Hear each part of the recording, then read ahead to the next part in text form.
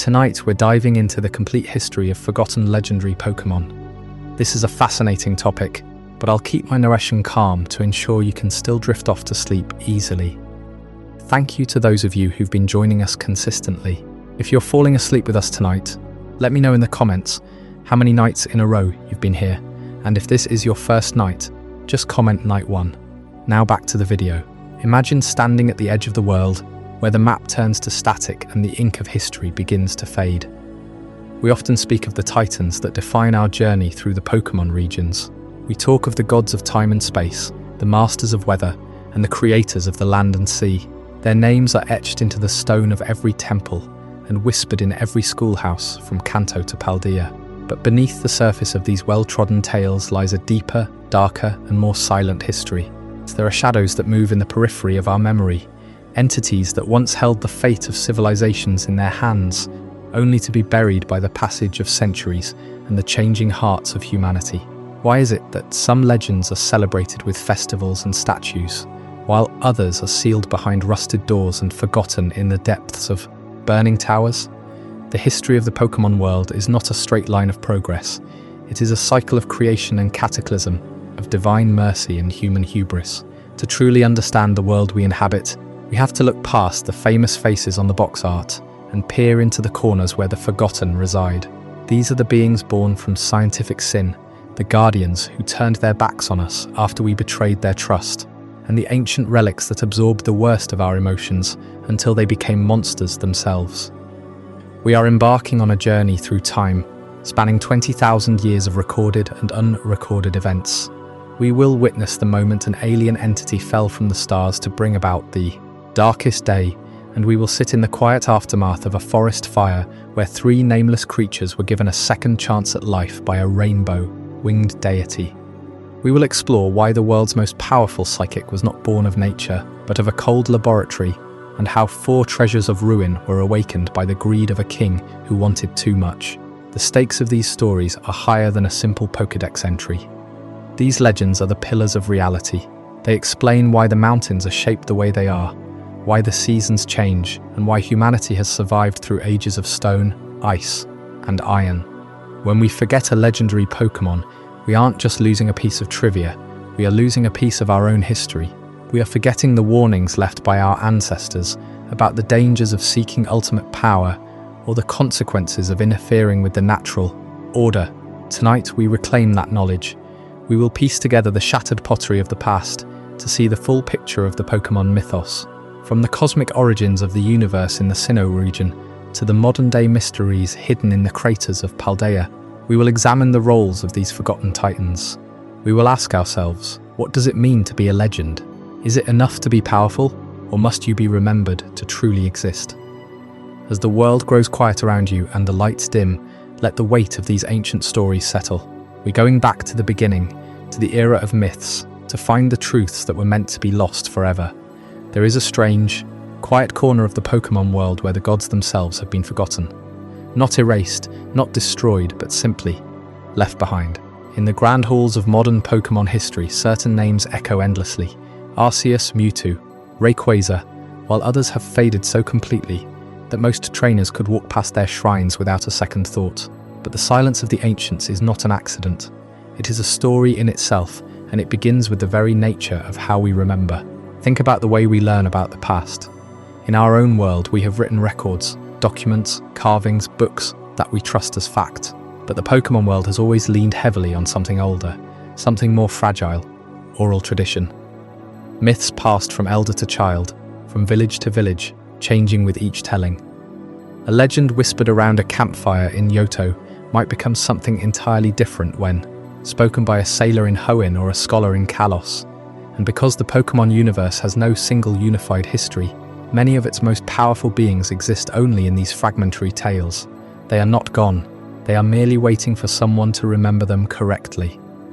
This is the first truth you must hold as we begin this journey. Forgotten does not mean unimportant. Some legendary Pokémon were never widely known because their stories were tied to isolated regions or to events, so ancient that the human civilizations that witnessed them crumbled to dust. Others were deliberately sealed away by those who feared their power, and a few were never meant to be legendary at all. They became mythical only after they disappeared. Understanding distinction between recorded history and oral tradition is the key to unlocking the deepest layers of the Pokémon timeline. So why do some deities fade while others remain ever present? The answer lies in how a legend is used. The most remembered legends, like those of Groudon and Kyogre, are tied to cataclysms that shaped the entire planet. They are invoked to explain the land and sea, the seasons, the very ground we walk on.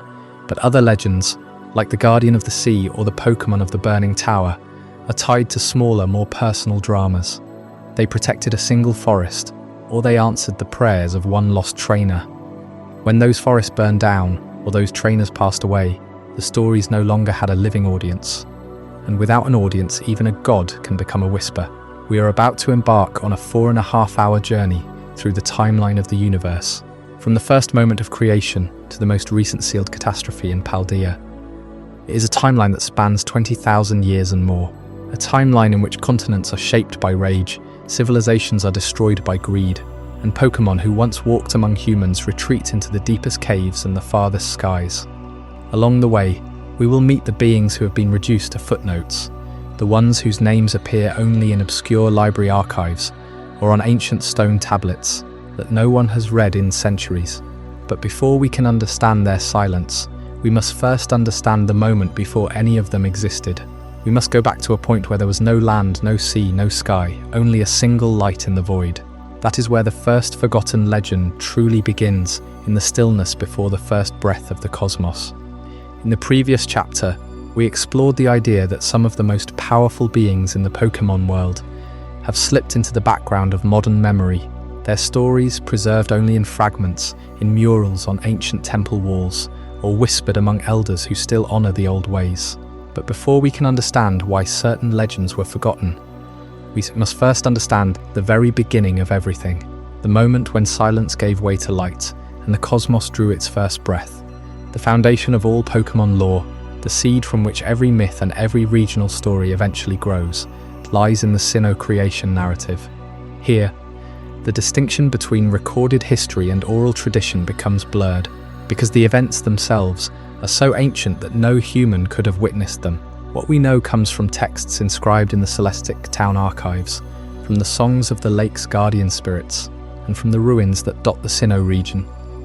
And at the centre of it all sits a being so primordial that its name is spoken only with reverence: Arceus. Arceus is often called the Original One, and that title is more than a metaphor. In the beginning, before there was time, before there was space, before any of the dimensions we now inhabit, there was only a single egg floating in a vast, featureless void. That egg, according to the myth, hatched into Arceus, and with its arrival the universe began to take shape. But Arceus did not create the world alone. It is said that from its own body, Arceus brought into existence 3 other entities, beings that would become the pillars of reality: Dialga, the master of time; Palkia, the master of space; and Giratina, the master of antimatter, the one who was banished to a parallel dimension for its violent nature. These 3 were the first children of the cosmos, and together they wove the fabric of existence. But the myth does not stop there. For a universe to be meaningful, it needed more than just physical laws. It needed a soul. So Arceus created 3 more beings, smaller in power but no less essential. These were the Lake Guardians, Uxie, Mesprit, and Azelf. Each one was given dominion over a fundamental aspect of consciousness. Uxie became the being of knowledge, the one who grants wisdom and understanding. Mesprit became the being of emotion, the source of joy, sorrow, love, and fear.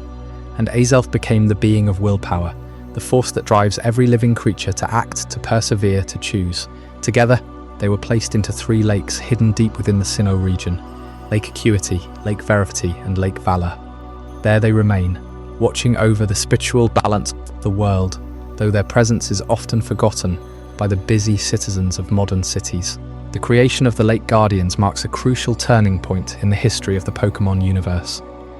Before them, the cosmos was a mechanism, perfect but empty. After them, it became a home. Uxie, Mesprit, and Azelf are not merely legendary Pokémon in the sense of being rare or powerful. They are the architects of the inner world, the reason that any creature can feel, think, or dream. Without them, Arceus' grand design would have been a stage without actors, a story without characters. Yet for all their importance, The Lake Guardians are among the most overlooked divine beings in the franchise. Ask a casual fan to name a legendary, and they will likely say Mewtwo, or Lugia, or maybe the Weather Trio. But Uxie, Mesprit, and Azelf, they are often reduced to a side quest, a trio to catch for completion's sake. This is a perfect example of the phenomenon we discussed in the first chapter, the fading of legends.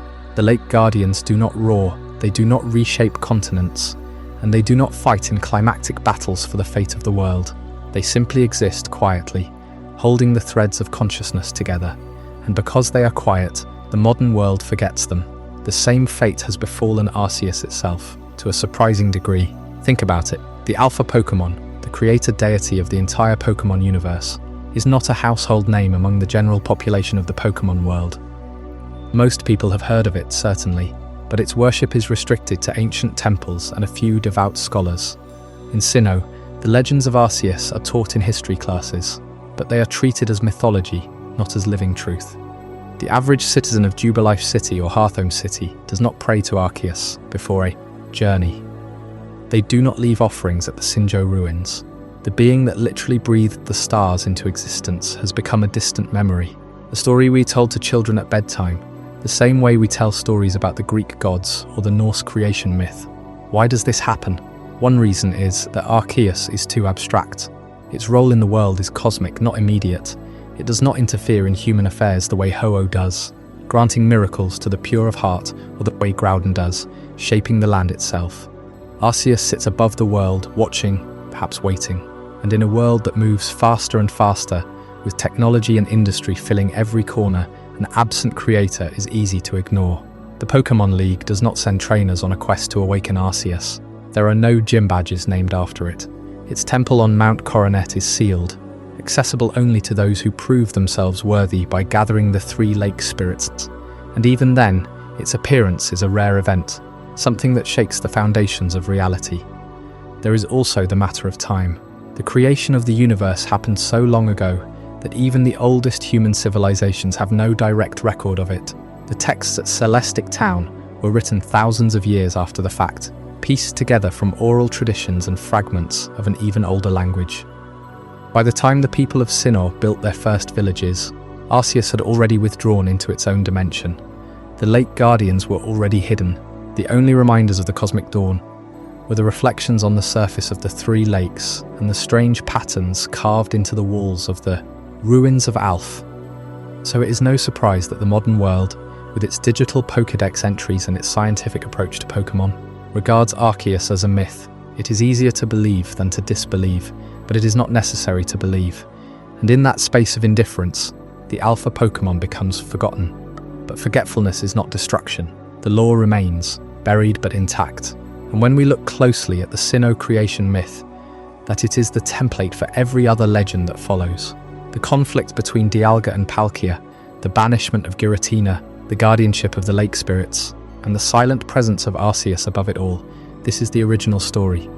Every regional myth, from the clash of Groudon and Kyogre in Hoenn to the Darkest Day in Galar, echoes this first breath. The world was born from a single point of light, and that light has never truly gone out. It has simply shifted, become hidden, waiting for someone to remember. And as we move forward, we will see how that original creation was followed by a second act, one that gave form to the physical world itself.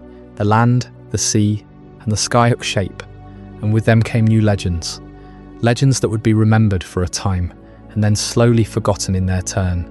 But that is the story of the next chapter, where we will meet the beings who sculpted the earth and the oceans, who brought fire and ice and metal to the world, and whose memories still echo in the oldest rocks of the planet. That chapter is called The Architects of the Physical Realm, and it begins where every world must begin, with the shaping of stone and the stirring of water. In the vast silence after creation, after the first breath of the cosmos had filled the empty spaces with spirit, emotion, and knowledge, something else began to stir. The world itself was still formless, a primordial ball of rock and water waiting to be shaped. And the beings that would do the shaping were not the gentle architects of consciousness, but forces of pure, raw nature. They were the embodiment of 2 opposing wills, the land and the sea. Their names, in the ancient tongue of the Hoenn region, have echoed through eons, Groudon and Kyogre. These were not gods of creation in the way Arceus was.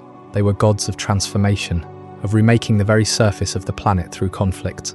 Groudon, a colossal titan of molten rock and continental crust, possessed a hunger for expansion. It wanted to lift the land, to drag the seabed upward, to create continents that stretched into the heavens. Kyogre, the leviathan of the endless deep, was its mirror opposite. It drew power from the abyss, from the pressure of miles of seawater, and sought to drown every shore, to expand the oceans until the world became one endless dark blue womb, and so they fought, not as rivals with a common goal, but as fundamental forces locked in a cycle of mutual destruction. Their battles were not measured in days or years, but in geological epochs. When Groudon raised a mountain range, Kyogre would summon a tidal wave to erode it. When Kyogre deepened an ocean trench, Groudon would erupt a volcano to fill it. The planet groaned under their conflict. The sky turned rendered with volcanic ash, then black with storm clouds, then pale with the steam of a world that could not decide whether to be land or sea. It was the closest the young planet came to dying before it truly lived. But the universe, in its wisdom, had not left this world without a guardian of balance. High above the fray, in the thin, cold layers of the upper atmosphere, a dragon of emerald and gold watched. Its name was Rayquaza, and it had dwelled in the ozone layer since the dawn of the atmosphere itself. It saw the chaos below, the uncontrolled terraforming that threatened to tear the crust apart and boil the oceans away. And so, this sky serpent descended. Rayquaza was not a fighter in the same vein as Groudon or Kyogre. It wielded no power over rock or water. Its domain was the air, the thin membrane of life that separates the world from the void. And in that air it found a weapon.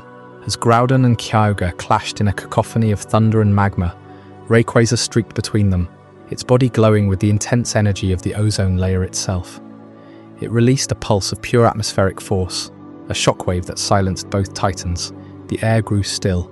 The storms parted, and for the first time in millennia, the planet breathed. This intervention did not kill Groudon or Kyogre. It only subdued them, forced them into a deep slumber beneath the earth and beneath the sea. But it also created something new, the ozone layer as a divine barrier. Before Rayquaza's mediation, the atmosphere was a chaotic stew of volcanic gases and primitive oxygen. But after that clash, the ozone layer thickened, became a shield against the sun's most harmful rays. Legends say that Rayquaza wove its own essence into that layer, making it a permanent boundary that prevents Groudon and Kyogre from ever awakening at full power without celestial permission. The ozone layer became a sacred ceiling, a covenant between sky and earth. But there is a third piece to this story, a piece that is often forgotten. The first humans did not witness the birth of the world. They arrived later, in the ages when the continents had settled and the seas had receded into their basins. Yet in the Hoenn region, archaeologists have uncovered the ruins of an ancient civilization that predates any other known society in the Pokémon world. These were not the builders of the Brass Tower or the founders of Sinnoh. These were the people who lived in the shadow of the Titans, who carved their temples into the slopes of volcanoes and the walls of underwater caverns. They left behind murals, stone tablets, and a form of writing that scholars still struggle to fully decipher. What we do know is that these ancient Hoenn people witnessed the primal conflict.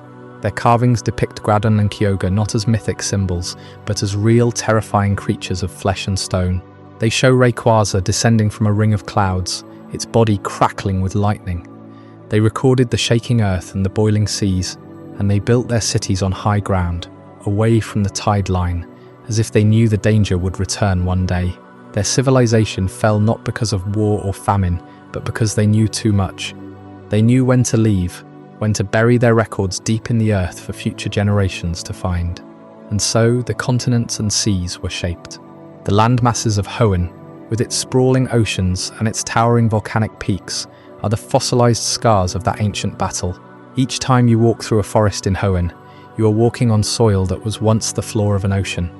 Each time you sail across its waters, you are gliding over mountains that once stood above the clouds. The land remembers, the sea remembers. And far above in the thin, cold air where the sky turns from blue to black, Rayquaza still patrols, waiting for the day when the balance will be tested again. But the shaping of the physical realm was only the first act.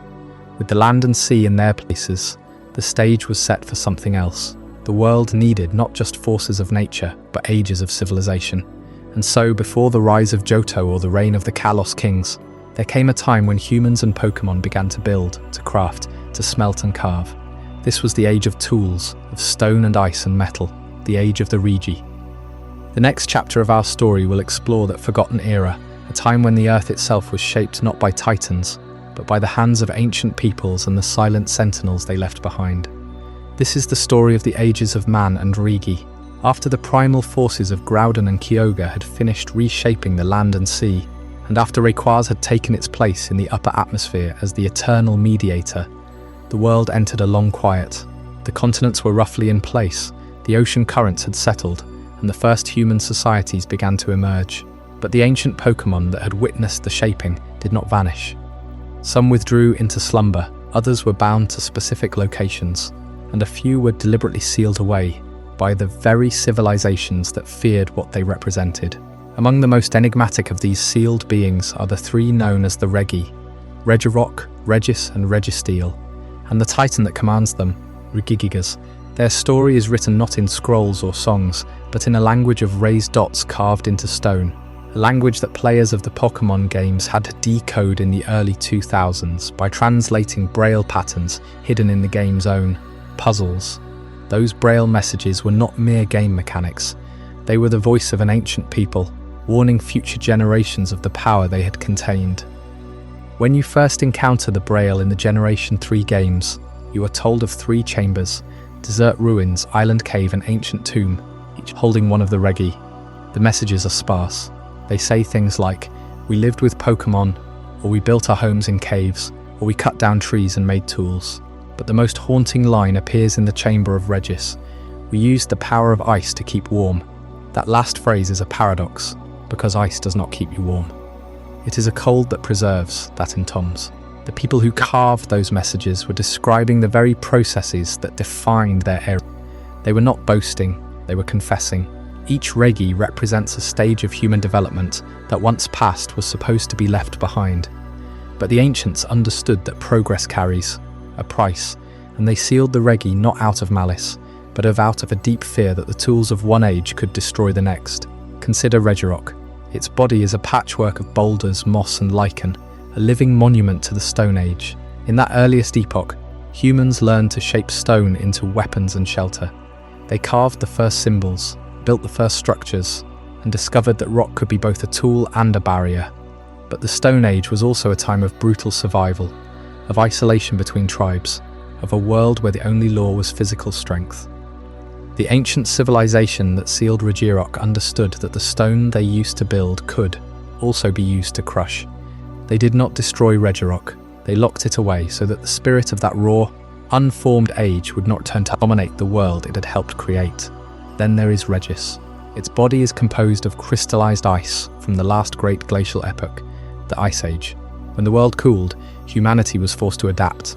They learned to kindle fire against the cold, to fashion clothing from hides, to migrate across frozen landscapes. Ice itself became a tool, a means of preserving food, of building temporary shelters, of crossing rivers. The Ice Age was also a time of scarcity, of relentless cold that could snuff out a tribe in a single night. Regis embodies that frozen endurance, but also the danger of a world locked in permanent winter. By sealing it, the ancients tried to lock away the memory of a time when survival meant keeping warmth from others, when the cold could be used as a weapon. And finally, Registeel. Its metallic body is forged from iron and other metals, the hallmark of the Iron Age. Humanity learned to smelt ore, to craft stronger weapons and more durable tools, to build cities with metal frameworks, to forge armor and chains. The Iron Age brought civilization, trade and complexity, but it also brought war on a scale never seen before. Steel could cut through stone, pierce ice, and enslave those who did not have it. Registeel is the culmination of human ingenuity, but also the embodiment of the cold, unfeeling machinery of progress that can crush the weak. The Braille messages hint at this. We shape the world with iron tools, they say, but they do not celebrate, they warn. So why were the Regi sealed away? The Braille does not give a single answer, but the pattern is clear. The ancients did not view these three as guardians to be worshipped. They viewed them as remnants of ages that humanity had to outgrow, but also as forces that could be awakened if the balance tipped too far toward any one era. The Regi were not meant to walk the earth freely again until humanity had proven it could coexist with all three ages at once, using stone, ice, and iron in harmony rather than in dominance. The sealing was an act of humility, not of victory. But the story does not end with three sealed chambers. Behind the Regi trio stands a fourth being, far older and far more terrible, Regigigas. In the lore of the Pokémon world, Regigigas is said to have moved entire continents into place after the primal conflict.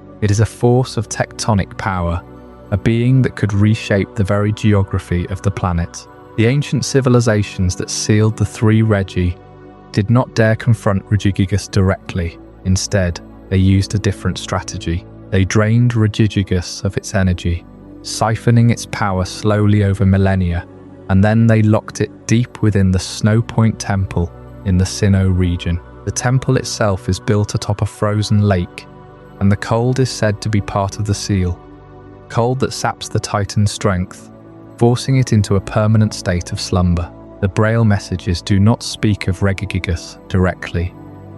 That knowledge was kept separate, passed down through oral tradition and sacred carvings that only the temple's keepers could read. The terrifying power of Regigigas is that it does not need to fight to cause destruction.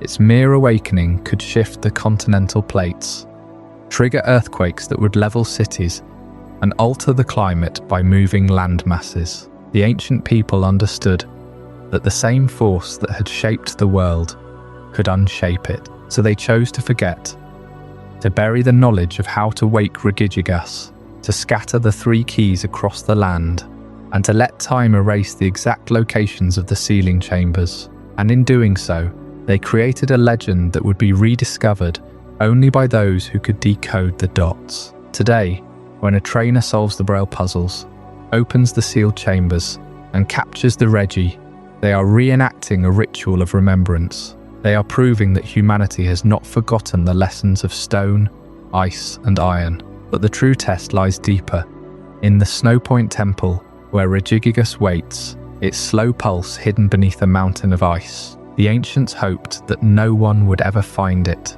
that the Titan would sleep forever. But as you will see in the next chapter, hope alone cannot keep a legend buried forever.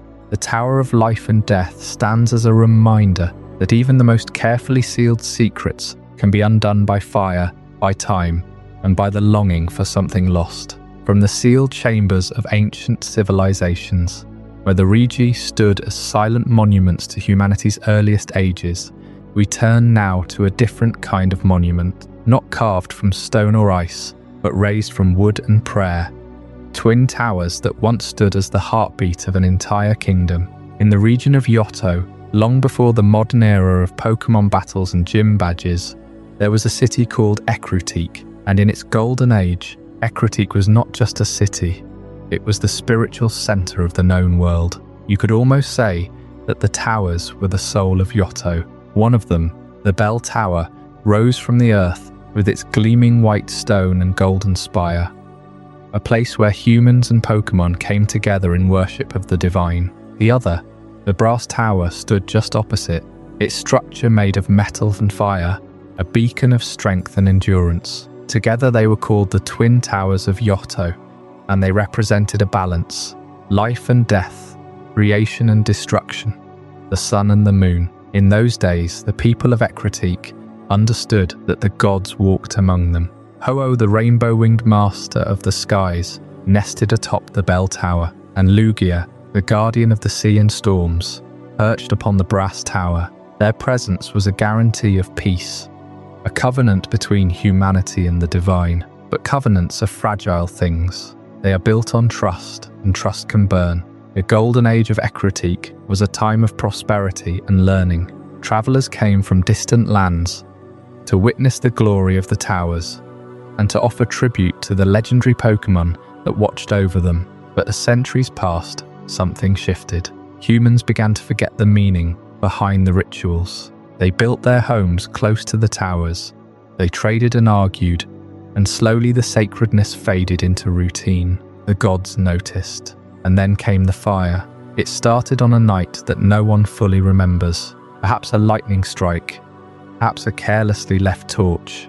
Perhaps something darker. The brass tower, the tower of strength and metal, began to burn. Flames climbed its wooden inner structure, and the metal outer shell glowed red with heat. The people of Ecruteak watched in horror as their beloved tower collapsed into a pillar of smoke and ash. 3 Pokémon, who had been resting inside the tower, were caught in the inferno. They perished. Their names are lost, but their story is not. When the fire finally died, the brass tower was nothing but a ruin. The bell tower still stood, but Ho-Oh, who had witnessed the tragedy, descended from its spire. It looked upon the charred remains, upon the grief of the people, upon the loss of innocent life, and in that moment, something broke. The gods had seen humanity's failure.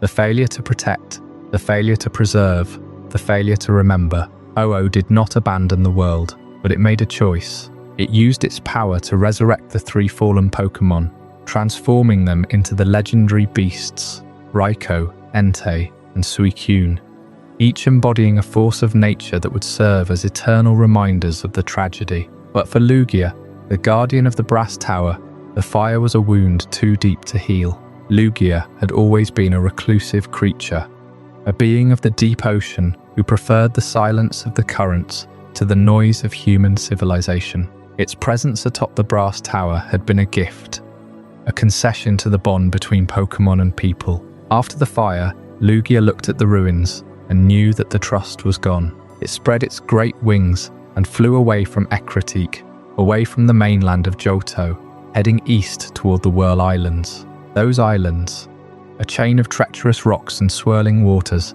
became its sanctuary. Lugia retreated into the depths, into a hidden cavern beneath the tides, and there it stayed.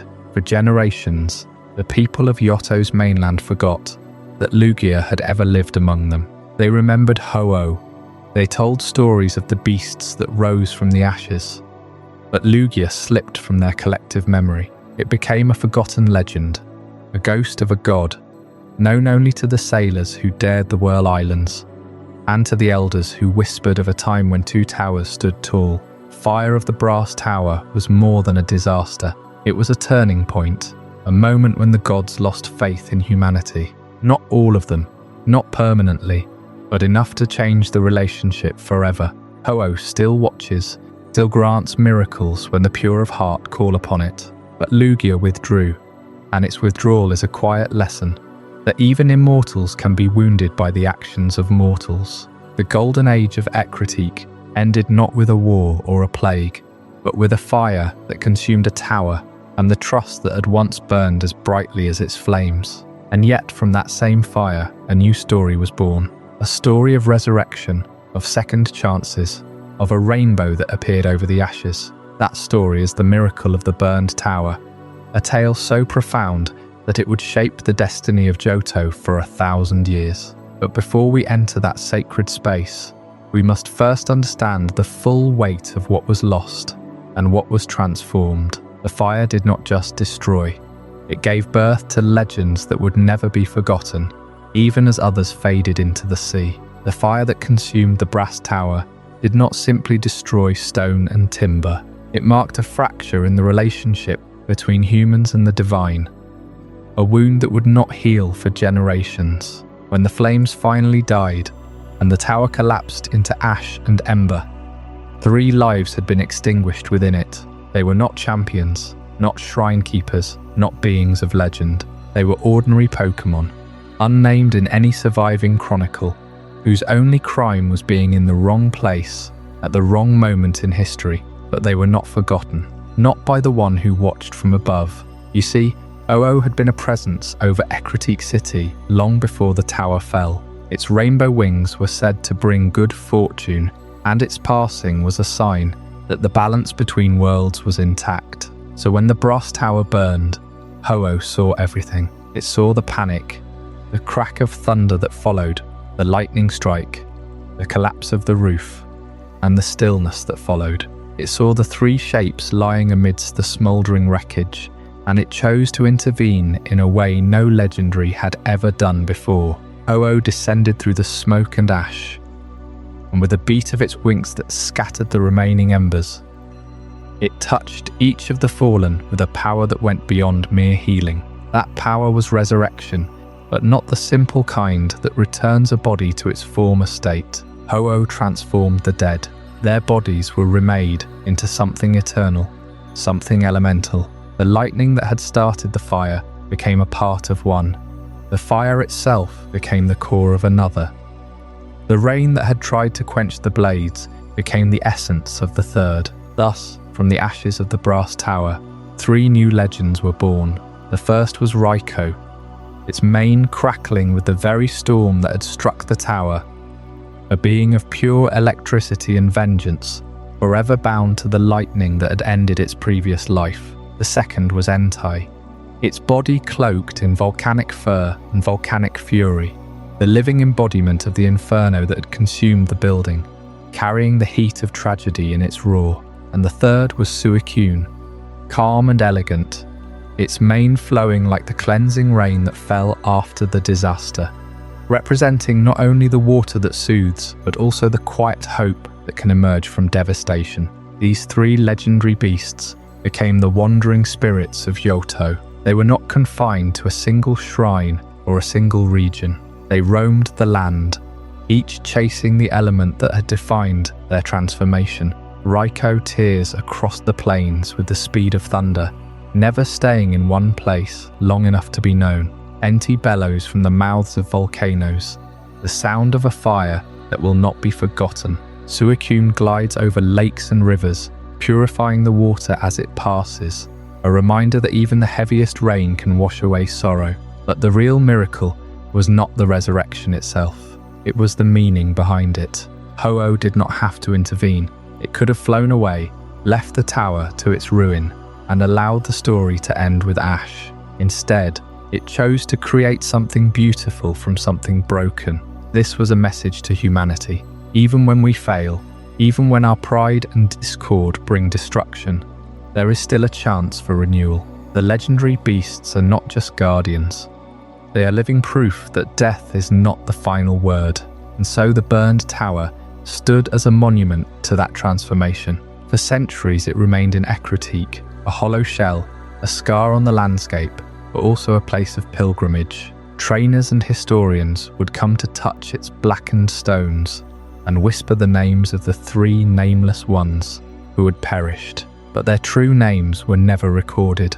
Perhaps they were a Pikachu, a Vulpix and a Vaporeon. Perhaps they were a Growlithe, an Electabuzz and a Poliwag. We will never know, and that is the point. Their identities were erased, so that the beasts could be born without the baggage of their past lives. They became archetypes, not individuals. Yet the legend does not end there. For in the wake of Ho-Oh's miracle, another force was stirring. Far to the east, on an island named Cinnabar, scientists were about to perform a very different kind of resurrection. They would not use rainbow wings or divine fire. They would use machines, cloning, and the stolen DNA of an ancient mythical being, and the result would be a creature born, not of mercy, but of ambition.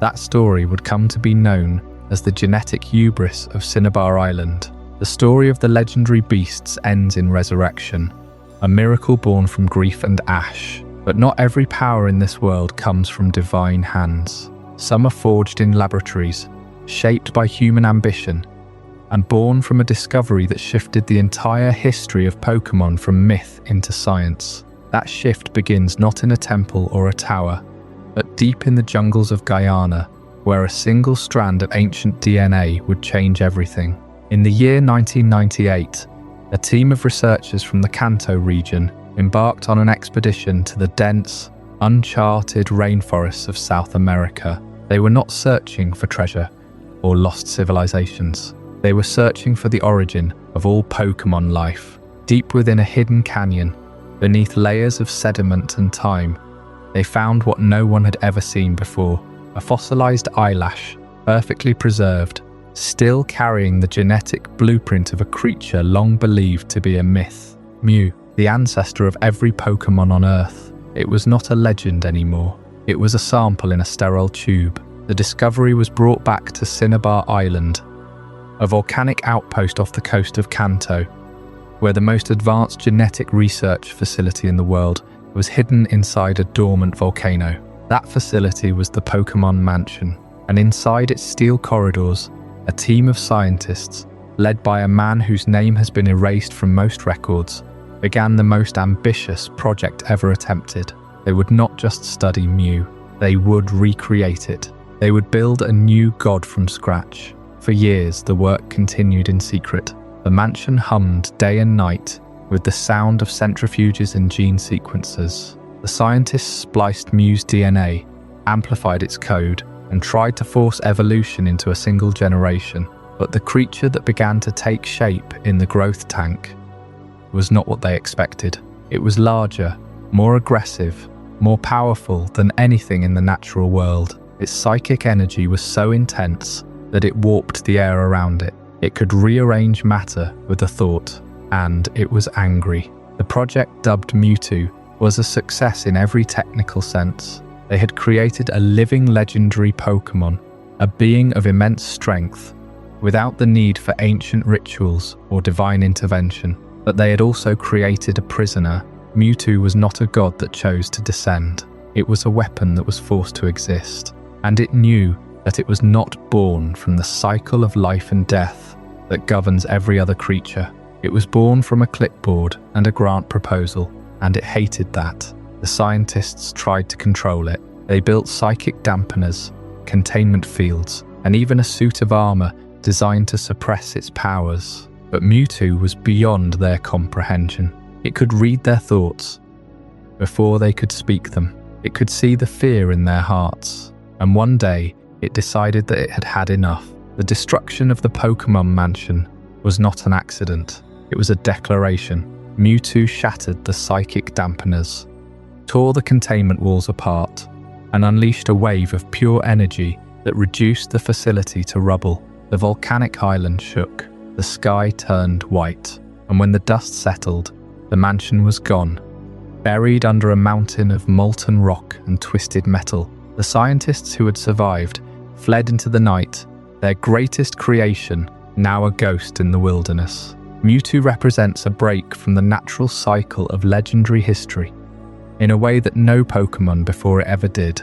Every other legendary being in this world, from Arceus to Ho-Oh to the Titans of the Sea, exists because of forces older than time. They were born from creation itself, from the first breath of the universe, from the clash of primal elements, or from the tears of gods. But Mewtwo was born from a pet and a god complex. It is the first legendary that humanity made for itself, and it is a warning about the cost of that ambition. What happens when we try to become creators? When we take the code of life and rewrite it without understanding the consequences? Mewtwo is the answer. It is a mirror held up to human pride, and the reflection is not kind. It fled Cinnabar Island not as a conqueror, but as an outcast. It had no temple, no guardians, no cycle of worship. It had only the memory of a tank and the face of a scientist who looked at it like a thing to be used. That loneliness would define Mewtwo for years to come. It wandered across regions, searching for purpose, for a place in a world that had no myth for it. And in its wandering, it would encounter something that no one expected. A strange phenomenon that appeared in the middle of the ocean, a mirage of an island that existed only when the wind blew just right. There, on that impossible stretch of sand, Mewtwo would find the first clue to a mystery that reaches back even further than Mew. A mystery that the scientists of Cinnabar never even knew existed. The previous chapter ended in the ashes of the Pokémon Mansion on Cinnabar Island, where human ambition had twisted the rarest of genetic blueprints into a weapon of pure, unrestrained power. Mewtwo's birth was a fracture in the natural order, a creature of science, not of myth, yet possessing a strength that rivaled the oldest legends. But what of the being whose DNA made that catastrophe possible? What of the original, the ancestor, the phantom that had eluded every attempt at capture for decades before the scientists of Team Rocket ever laid their hands on a single strand of its genetic code? To understand Mew is to step back from the sterile labs of Cinnabar and into the deepest, most hidden corners of the world.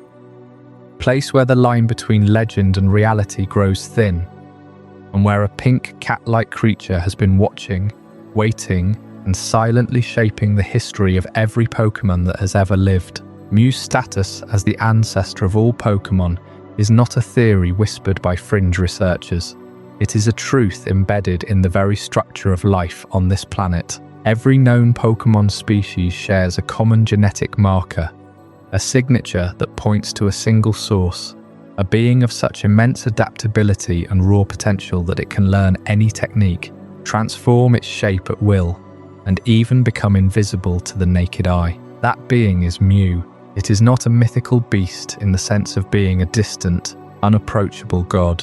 It is a living, breathing genetic library, a biological archive that holds the blueprint for nearly every form that has ever crawled, swum, flown, or galloped across the regions. When scientists on the mainland first isolated Mew's DNA from a fossilized eyelash found deep in the jungles of Guyana, they were not just discovering a new species, they were unearthing the root of the entire Pokémon family tree. But the scientific community struggled to verify Mew's existence for decades. Why? Because Mew has a profound, almost supernatural ability to remain hidden in plain sight. Imagine a creature that can teleport across continents in the blink of an eye, that can turn invisible so completely that even the most advanced tracking equipment registers nothing but empty air, and that possesses a playful, almost mischievous intelligence that seems to delight in being glimpsed but never caught.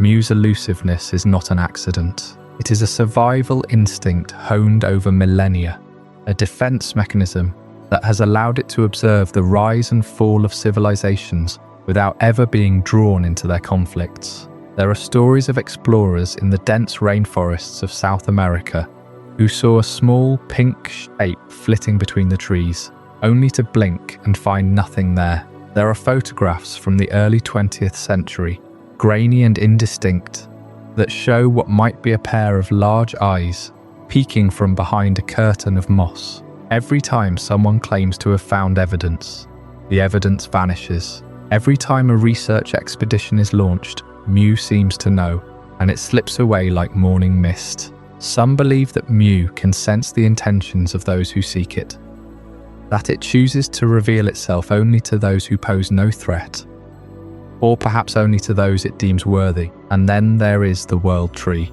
Deep in the borderlands between Kanto and Yoto, in a region that appears on no official map, stands a tree of impossible size. Its roots plunge into the earth, as if anchoring the very crust of the planet, and its branches stretch so high that they seem to brush against the clouds themselves. This is not a tree in the ordinary sense. It is a living ecosystem, a towering sanctuary where rare and ancient Pokémon gather, and it is said to be the home of Mew itself. The relationship between Mew and the World Tree is one of symbiosis and guardianship. The tree provides a hidden fortress, a place where Mew can rest and play without fear of being disturbed. Mew, in turn, protects the tree, nurturing its growth and ensuring that its energies remain balanced. Some scientists believe that the World Tree is not just a physical location, but a metaphysical anchor, a point where the boundary between the material world and the mythical world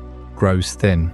They argue that Mew's ability to appear and disappear at will is tied to the tree's life force, that the two are so interconnected that harming one would cause the other to wither. Yet even with the World Tree as a sanctuary, Mew has never been content to remain in one place. Over the centuries, it has roamed across every region, leaving behind faint traces that fuel the most enduring mysteries of Pokémon lore. In the ruins of ancient civilizations, carvings have been found that depict a small, cat-like figure surrounded by an aura of stars. In the deepest caves of Sinnoh, there are murals showing a being that resembles Mew floating above a cluster of eggs, as if blessing the first life. In Yoto, there are tales of a pink phantom that would appear to lost children and guide them home, then vanish without a word. These stories, passed down through generations, paint a picture of a creature that is not merely elusive but deeply compassionate, silent guardian that intervenes in the smallest, most personal ways, never seeking fame or worship. The The scientific community's struggle to verify Mu's existence can be understood as a clash between two worldviews. On one side, there are the researchers who demand proof: DNA samples, clear photographs, repeatable observations. On the other side, there is a creature that exists outside the boundaries of their methodology. Mu is not a rare species that can be tracked and catalogued. It is a singular being, a living legend that has chosen to remain apart from the march of history. Every time a scientist has claimed to have found definitive evidence, the evidence has crumbled under scrutiny. Not because the claims were false, but because Mu itself seemed to laugh at the very idea of being pinned down. It is as if the ancestor of all Pokémon understands that some truths are too large to be contained in a lab report, that the most profound mysteries of the world are meant to be experienced, not dissected, and so Mu continues to drift through the shadows of the world. A ghost at the heart of the Pokémon lineage, it is the silent answer to the question of where all life began, and it is also the question that will never be fully answered, because to capture Mu would be to end the story. The World Tree still stands in its hidden valley, its leaves whispering secrets that no human ear can fully interpret. And somewhere, in a place that is not quite anywhere, Mu watches. It saw the fires of the Brass Tower and the resurrection of the legendary beasts. It saw the birth of Mewtwo on Cinnabar Island, a fractured reflection of its own potential, and it saw the scientists who, in their hubris, tried to harness its power and failed. But Mu does not judge. It simply waits, patient and eternal, a mirage that becomes solid only when the world least expects it. But the forest holds other stories too. Stories of war, of sacrifice, and of a young Pokémon who would one day rise to become a legend in its own right. In the shadow of a great fire that ravaged a land far to the west, a different kind of miracle took shape. One born not from divine intervention, but from the stubborn courage of those who refuse to let hope burn away. That story is about to unfold, and it begins with 4 figures cloaked in steel and honor, standing against the tide of human greed. It is a tale of the swords of justice and the forest fire that forged their destiny. From the hidden depths of the World Tree, we turn now to the scorched earth of Unova, where a different kind of legend took root. Not in the quiet whispers of a jungle, but in the roar of a forest fire and the clash of steel against steel. The story of the Swords of Justice is not one of creation or resurrection, but of war, loss, and the quiet decision to walk away from the world they once protected. Long before the region of Unova became known for its sleek bridges and tower-esque cities, the land was wild, and conflict between humans was not uncommon. There was a time, ancient even by the standards of Pokémon memory, when humans waged war against one another with fire and violence. And in the heart of Unova, there lay a vast sacred forest, a place now known as the Moor of Emissaries. It was a sanctuary, a stretch of green that had never known the touch of war. Pokémon of all kinds lived there in peace, hidden from the ambitions of men. But war has a way of finding even the quietest places. One day, the flames of human conflict spread into the forest. Perhaps it was a stray arrow carrying fire, or a deliberate act of cruelty. The histories are silent on the cause. What is known is that the forest began to burn, and the Pokémon inside had nowhere to run. The smoke rose thick and black, blotting out the sun. Panic gripped the creatures of the wood. It was in that moment of desperation that 3 Pokémon rose to meet the inferno. Cobalion, with its proud antlers and a heart bound by honor, took the lead. Terrakion, a beast of raw power and unbreakable will, stood beside it, and Virizion, swift and graceful as the wind, moved through the flames to guide the frightened to safety. Together, they became the protectors of every Pokémon caught in the crossfire of human warfare. They did not fight the humans directly.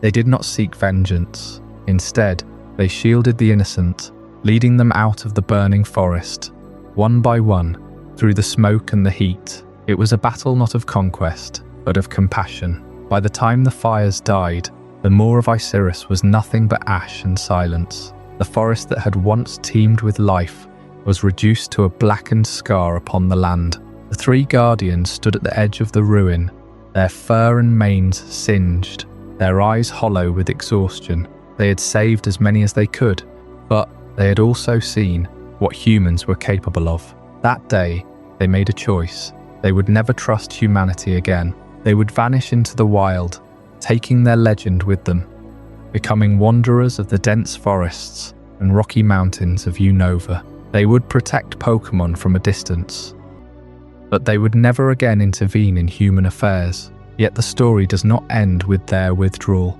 because in the aftermath of the fire, a small orphaned Pokémon was found among the ruins. A young colt, barely old enough to stand, with a mane that barely covered its fragile neck. It had lost its parents to the flames. It had no pack, no home, no future. The three guardians, hardened as they were by their grief, could not leave it behind. They took the colt under their protection, and they named it Keldeo. Keldeo was not born into the legend, it was adopted into it, and from that day forward, the trio raised it as their own. Cobalion taught it discipline and the meaning of a promise. Terrakin taught it courage and the strength to face impossible odds. Virizion taught it speed and grace and the importance of moving with purpose. But above all, they taught it the burden of carrying a legacy. The weight of a name that stood for justice in a world that had burned their home to ash. For years, Keldeo trained.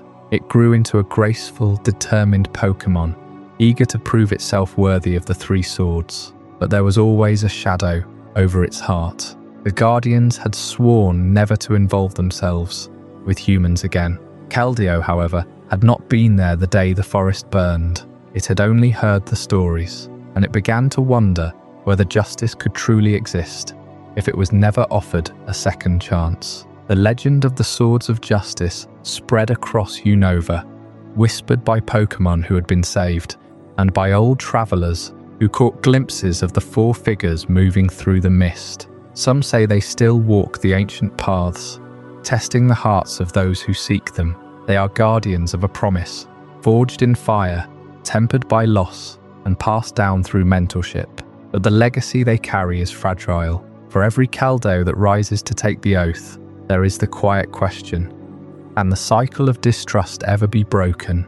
Not far from the Moor of Emissaries, in a different corner of Unova, another legend stirs, a conflict between truth and ideals that has waited centuries to find its champions. That story too begins with a war, and it leads to a dragon of immense power that has shaped the fate of an entire region. But that is a tale for the next chapter, when we uncover the secrets of the Dragon of Truth and Ideals. The Unova region holds many legends, but none so deeply intertwined with the very nature of human ambition and conflict as the tale of the original dragon. After the story of the Swords of Justice, which spoke of Pokémon protecting the innocent from the flames of war, we now turn to a dragon whose own heart was torn apart by the same fire that burns within every human soul: the desire for truth and the craving for ideals. Long before the great cities of Unova rose from the earth, before the bridges and skyscrapers that now define its skyline, there existed a single, colossal dragon. It was not merely a Pokémon.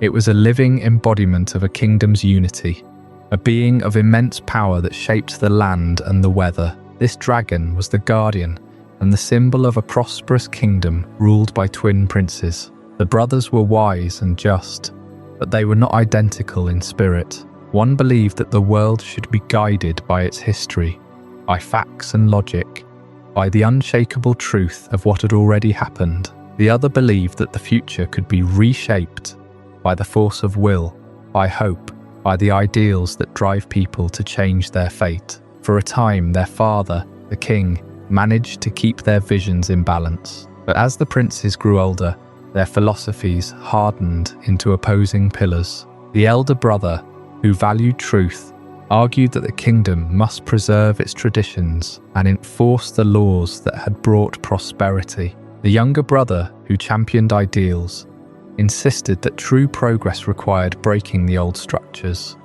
even if it meant temporary chaos. Their debates became bitter, and soon the kingdom itself split into two factions. The people took sides. The land itself seemed to hold its breath. The king, seeing his sons poised to tear apart everything he had built, sought a solution. He called upon the original dragon, the great force that had blessed their dynasty. But the dragon, being a reflection of the human heart, could not remain whole when its masters were divided.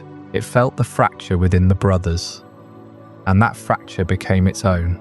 In a cataclysm that shook the very foundations of Unova, the original dragon split into two separate beings. One took the form of a great white serpent with feathers that burned like flames of truth, Reshiram, the dragon of truth. The other became a massive black dragon with an electric mane of ideals, Zekrom, the dragon of ideals. The two dragons turned on each other, mirroring the war between the princes. The kingdom burned. The skies rained fire and thunder. The twin dragons clashed for days, each convinced that only by eliminating the other could balance be restored. But in the end, there was no victor. The war left the kingdom in ruins, and the brothers, realizing the horror of what they had unleashed, were lost to history. Their names are not recorded, only the legacy of their division. Yet the story does not end with the two dragons. When the original dragon shattered, something remained behind.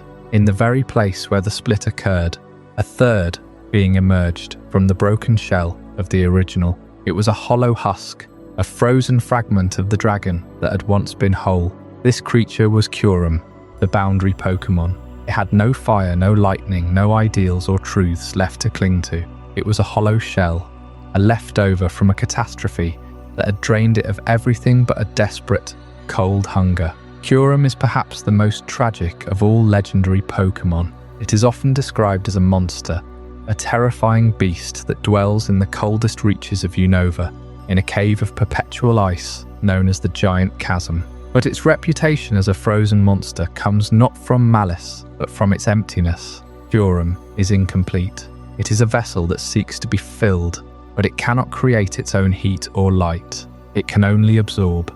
In ancient legends, it is said that Kyurem can fuse with fragments of Reshiram or Zekrom, taking on their colours and powers, but never truly becoming whole. It remains a wound that never heals. Scholars and archaeologists who have studied the ruins of Unova, particularly the Relic Castle and the Dragon Spiral Tower, have pieced together the forgotten history of the twin princes. Some texts suggest that the princes themselves were not merely human, but chosen vessels, destined to wield the dragons in a time of crisis. But they failed, and in their failure, they set a precedent that would echo across generations. The story of the original dragon is a cautionary tale about the dangers of absolutism, of believing that your truth or your ideal is the only one worth fighting for. And yet, even in ruin, the legend persists. The dragon's fragments remain dormant, waiting for someone to prove that the kingdom can be rebuilt, that the two halves can coexist, that truth and ideals are not enemies, but partners in the shaping of a world. Perhaps that is why Kyurem is so feared. Not because it is strong, but because it is a reminder of what happens when unity is shattered. As we leave the frozen wastelands of Unova, we turn our gaze to a different kind of catastrophe, one that occurred in the region of Galar, where the very sky turned black and the land was choked by an unnatural energy. The Darkest Day of Galar is a legend that still haunts the cities and countryside, a story of a dragon that fell from the stars and the heroes who rose to meet it. But that is a tale for another moment, one that waits just beyond the veil of sleep. Before we dive deeper into this incredible journey, I'm curious, where in the world are you watching this from? Drop a comment below and let our global community know. And if you're finding this as mind-blowing as I am, hit that like button to help more people discover this story. But where the Unovan myth ends in a frozen fracture, the Galar myth begins with a fall from so high above the world that it might as well have come from the edge of creation itself. 20,000 years ago, a being of pure unstable energy descended through the atmosphere over the ancient land that would one day become the Galar region. It was not summoned, not worshipped, not foretold in any prophecy. It simply arrived. And in that moment, the entire energetic foundation of the planet changed forever. This entity, known to us now as Eternatus, was not a Pokémon in the way we understand the term. It was a living storm of concentrated power, a creature whose very presence warped the natural laws of matter and energy. Where its body touched the earth, the land began to pulse with a strange violet light. Rocks and soil and water all began to shimmer with an unnatural glow, as if the world had been infected with a foreign star. This was the first recorded instance of what we now call Dynamax energy. Though the people of that time had no name for it, they only knew that the sky turned green, that the ground shook with a rhythm that was not of this world, and that the Pokémon of the region began to grow to monstrous sizes, their bodies swelling with an uncontrollable force. The first Darkest Day was not a battle, it was a collapse. Eternatus, in its fall, had triggered a chain reaction that caused the entire Galar region to lurch toward extinction. The giant Pokémon, normally peaceful, became raging titans, their minds clouded by the overload of energy. They trampled forests, flattened villages, and turned the landscape into a battlefield of uncontrolled chaos. And at the center of it all, Eternatus continued to leak its own life force into the land, growing weaker with every pulse, but also creating a feedback loop that made the disaster feed upon itself. For a time, the region hovered on the brink. The first human settlements, built around the energy wells that Eternatus had created, were abandoned. Survivors fled to the mountains, to the sea, anywhere they could escape the growing storm. But there was no escape. The energy was everywhere, saturating the air, the water, the very soil. The Darkest Day was not a single event that passed. It was an era, a prolonged twilight in which the world seemed to be slowly suffocating under an alien sky. Then came the heroes. Two figures, human or perhaps something more, stepped forward. They were accompanied by two legendary Pokémon, a great wolf of iron and a great wolf of radiant light, Zacian and Zamazenta. These two Pokémon were not of Galar originally. They had come, some say, from a distant realm, drawn to the cataclysm like guardians answering a cry. Together with the two human heroes, they faced Eternatus. It was not a battle of strength alone. It was a battle of containment, of channeling, of sealing an overwhelming force into a form that could be controlled. Zacian wielded a sword that could cut through the fabric of the energy storm itself. Zamazenta bore a shield that could deflect the waves of pure chaos. And so, over the course of a struggle that lasted not days but years, the two wolves and their human partners managed to bring Eternatus down. They did not destroy it, for that may have been impossible. Instead, they sealed it deep beneath the earth, binding its power into a system of energy nodes that would eventually become the Galar region's modern Dynamax phenomenon. The sky cleared. The giant Pokémon shrank back to their normal sizes. Life began to return. But the truth of what had happened did not survive. Over the next 3,000 years, the descendants of the two human heroes, who became the ruling monarchy of Galar, systematically buried the full story. They did not want their subjects to know that their kingdom was built upon the prison of an alien god. They did not want anyone to question the source of the power that allowed the Galar region to thrive, the Dynamax energy that had become a part of their culture and their battles. So the legend was rewritten. The two heroes became kings, the wolves became symbols, and the Darkest Day was reduced to a myth, a tale told to children, a vague memory of a time when the world almost ended. The records of that ancient truth were scattered, hidden in the vaults of the royal family, guarded by those who knew that if the seal ever broke, the Darkest Day would return. And so for 3 millennia, the secret was kept. Eternatus slept beneath the Galar earth, its power still leaking upward, still fueling the gym battles and the champion tournaments, still infusing the land with that strange violet light. But the truth, like all buried things, has a way of pushing toward the surface, and in time, something would stir. Something that the slumbering kings of the Weald had been watching for since the very first fall. After Eternatus was finally sealed away, the Galar region began to heal. The sky cleared, the red light faded, and the earth remembered what it was to be still. But in the aftermath of the Darkest Day, two figures did not return to the light.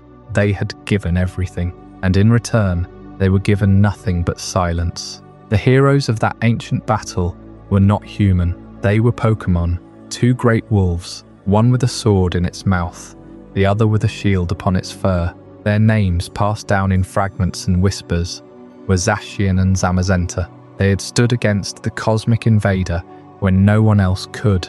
They had driven Eternatus back into the ground, draining its power and scattering its energy across the land. But when the dust settled, the humans who had witnessed the miracle did not build statues to the wolves. They built a kingdom for themselves. The legend, as it was later told, spoke of two human heroes who used a sword and a shield to defeat a great evil. The wolves were erased from the story. Their sacrifices were rewritten as the deeds of mortal kings. And the truth, the raw and heavy truth, was buried beneath centuries of national pride.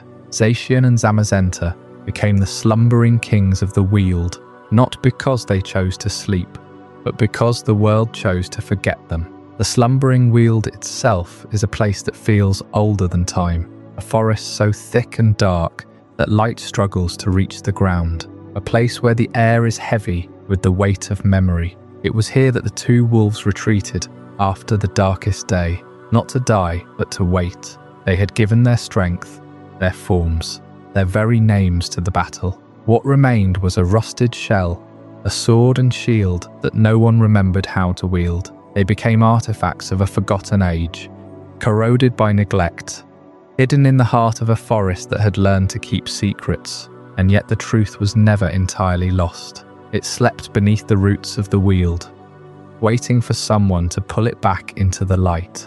That someone would not be a king, or a knight, or a scholar. It would be a pair of brothers who claimed to be descendants of the original heroes, Swordward and Shilbert. They carried the bloodline, they said. They knew the truth, but their truth was a lie woven into a tapestry of pride. Swordward and Shilbert were not heroes. They were the inheritors of a manipulated history, a story that had been bent and reshaped to glorify the human role in the Darkest Day. Their ancestors had taken credit for the wolves' victory, and generation after generation, the lie was polished until it shone like a crown. The brothers believed it with every fibre of their being. They believed that the sword and shield belonged to them by birthright, that the rusted relics in the Weald were not Pokémon but tools, waiting for the proper hands to reclaim them. But the relics were not tools. They were living beings who had given up everything, including their own identities, to protect a kingdom that had turned them into myth. And when Swordward and Shilbert finally entered the Weald, when they tried to claim the sword and shield as their own, they did not awaken guardians. They awakened something far more dangerous. They awakened the truth. The rust fell away and the wolves rose, not as fierce warriors ready to fight again, but as wounded creatures who had been forgotten by the very people they had saved. Their eyes held no anger, only a deep and patient sorrow. They had waited for 3,000 years. They could wait a little longer, but they would not be used, they would not be claimed, and they would not let the lie stand. The manipulation of history had run so deep that even the professors of Galar believed the story of the two human heroes. The truth, when it finally surfaced, was not a revelation of glory, but a reckoning with shame. Zacian and Zamazenta were not symbols of a kingdom's strength. They were witnesses to a kingdom's failure. And yet, even in their rusted silence, even in the cold of the Weald, they had not abandoned their duty. They still guarded the seal that held Eternatus beneath the earth. They still watched over the land that had spurned them. They were kings without a throne, heroes without a song, guardians who had become ghosts. The question that lingers now is not what happened to them. That much is known. The question is what happens next. When a legend is forgotten so completely that even the legend itself begins to rust, can it ever be restored? Or does it simply wait, patient and still, for the world to finally look back and remember? Because in another corner of this world, in a region where time moves differently, a life giver lies beneath the roots of an ancient tree, and a cocoon of destruction waits for the moment it will finally crack open. The story of Galar's forgotten heroes ends in a forest of silence, but somewhere else, something is stirring. Something that will demand not remembrance, but reckoning. The slumbering kings of the Weald, Zacian and Zamazenta, had fought alongside human heroes against an ancient terror, only to be forgotten by the very kingdom they saved. Their legend rusted into artifact, their names whispered only in the deepest forest shadows. But across the world, in another region steeped in its own cataclysm, a different kind of cycle was spinning, one where life and death were not enemies, but partners in an eternal dance. And that cycle belonged to the Colossi region, a land of elegant beauty and hidden devastation. Here, the earth remembers a wound that never fully healed. The soil of Kalos is rich, but it is a richness built on sacrifice. 800 years ago, the region was torn apart by war, a war so brutal that it pushed human ambition to its most desperate extreme. In that crucible of fire and steel, a weapon was built. But not just any weapon. It was called the ultimate weapon, and it was designed to do something no machine of war had ever promised: to grant immortality to its creator while erasing the lives of countless others. The secret to its power lay not in science alone, but in the very fabric of existence, the life force of legendary Pokémon. Kalos has always been the stage for two opposing forces, two beings whose existence defines the rhythm of birth and decay. Xerneas, the life-giver, appears as a majestic stag with antlers that glow in a colour of the forest, a creature of renewal and gentle power. When it awakens, it spreads vitality. Flowers bloom, trees grow tall, wounds close, and new beginnings emerge. But Xerneas does not walk the world alone. Its counterpart is Lental, the cocoon of destruction, a bird-like leviathan of shadow and crimson, whose wings are said to drain the life from anything they touch. When Lental stirs, the land dims. Pokémon flee, crops wither, and people speak of a darkness that seeps into the air itself. These two are not enemies in the way humans understand conflict. They are complementary aspects of a single truth.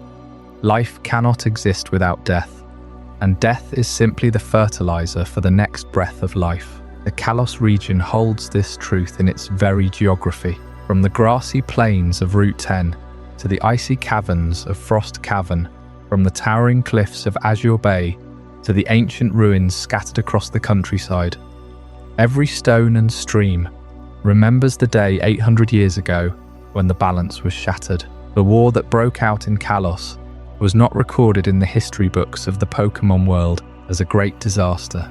It was instead remembered in myth, in whispers, in the fading carvings on old monuments. Two kings, or perhaps two armies, fought for dominance, and in the heart of the conflict, a lone figure, a scholar, a king, a tyrant, no one can say for certain, began to realize that conventional warfare could never satisfy his ambitions. He wanted to end the war on his own terms. He wanted victory eternal, and so he turned his gaze to the legends of Xerneas and Lental. It is said that he captured both, or perhaps he tricked them. Some stories claim that he did not capture them at all, but instead harvested their power through ancient machines built over sacred sites. The dens where Xerneas slumbers, and the caves where Lental cocoons itself for 1,000 years. However it happened, the ultimate weapon was forged, and when it was fired, it did not simply destroy, it drained. The life force of every living thing across the battlefield, across the region, was siphoned into the weapon's core. Grass turned to ash, rivers ran dry. Pokémon and people fell where they stood, their energy channeled into a beam that pierced the sky. The war ended in a single terrible instant, but the aftermath was worse. The land itself became a corpse. The Colossi region, once lush and vibrant, became a stretch of dead soil and cursed air. The very memory of life seemed to have been erased, and in that emptiness, the people turned to their legends for explanation. They said that Lental had been unleashed, that the cocoon of destruction had opened its wings and spread the darkness. They spoke of the life-giver, but Xerneas had been drained, left dormant for centuries. It was a punishment, they thought, for meddling with forces no human should have touched. The truth, as far as any researcher can piece together from ruins and ancient texts, is that the ultimate weapon did not destroy Xerneas or Yveltal. It used them as batteries, as conduits. The weapon functioned by redirecting the natural cycle of life and death into a single artificial instant. Immortality for its user meant mass death for everyone else, and once the weapon had done its work, Xerneas fell into a deep slumber, buried beneath what is now Geosenge town. Its energy was spent but not extinguished. Yveltal, however, went into its cocoon, not of its own will, but because the weapon's recoil forced it into a hibernation that would last almost a millennium. For 800 years, the Kalos region slowly healed. The dead soil regained its colour. New forests grew over the bones of the old ones. People rebuilt their towns and forgot the exact location of the weapon's core. The legends of Xerneas and Yveltal became bedtime stories, fairy tales told to children who did not believe in the power of the antlered stag or the winged shadow. Only the oldest families, those passed down past secret knowledge through generations, knew that the legends were not stories at all. They were warnings. Today, in the modern Pokémon world, the ultimate weapon still lies dormant beneath the Kalos region. New trainers walk the paths that once soaked up the lifeblood of countless creatures, and the cycle of Xerneas and Yveltal continues, silent and inevitable. Xerneas awakens when the world needs renewal, when the land is ready to bloom again. Yveltal awakens when the world is too full, when death must reset the balance. They are not good, they are not evil. They are the breath in your lungs and the stillness at the end of the road.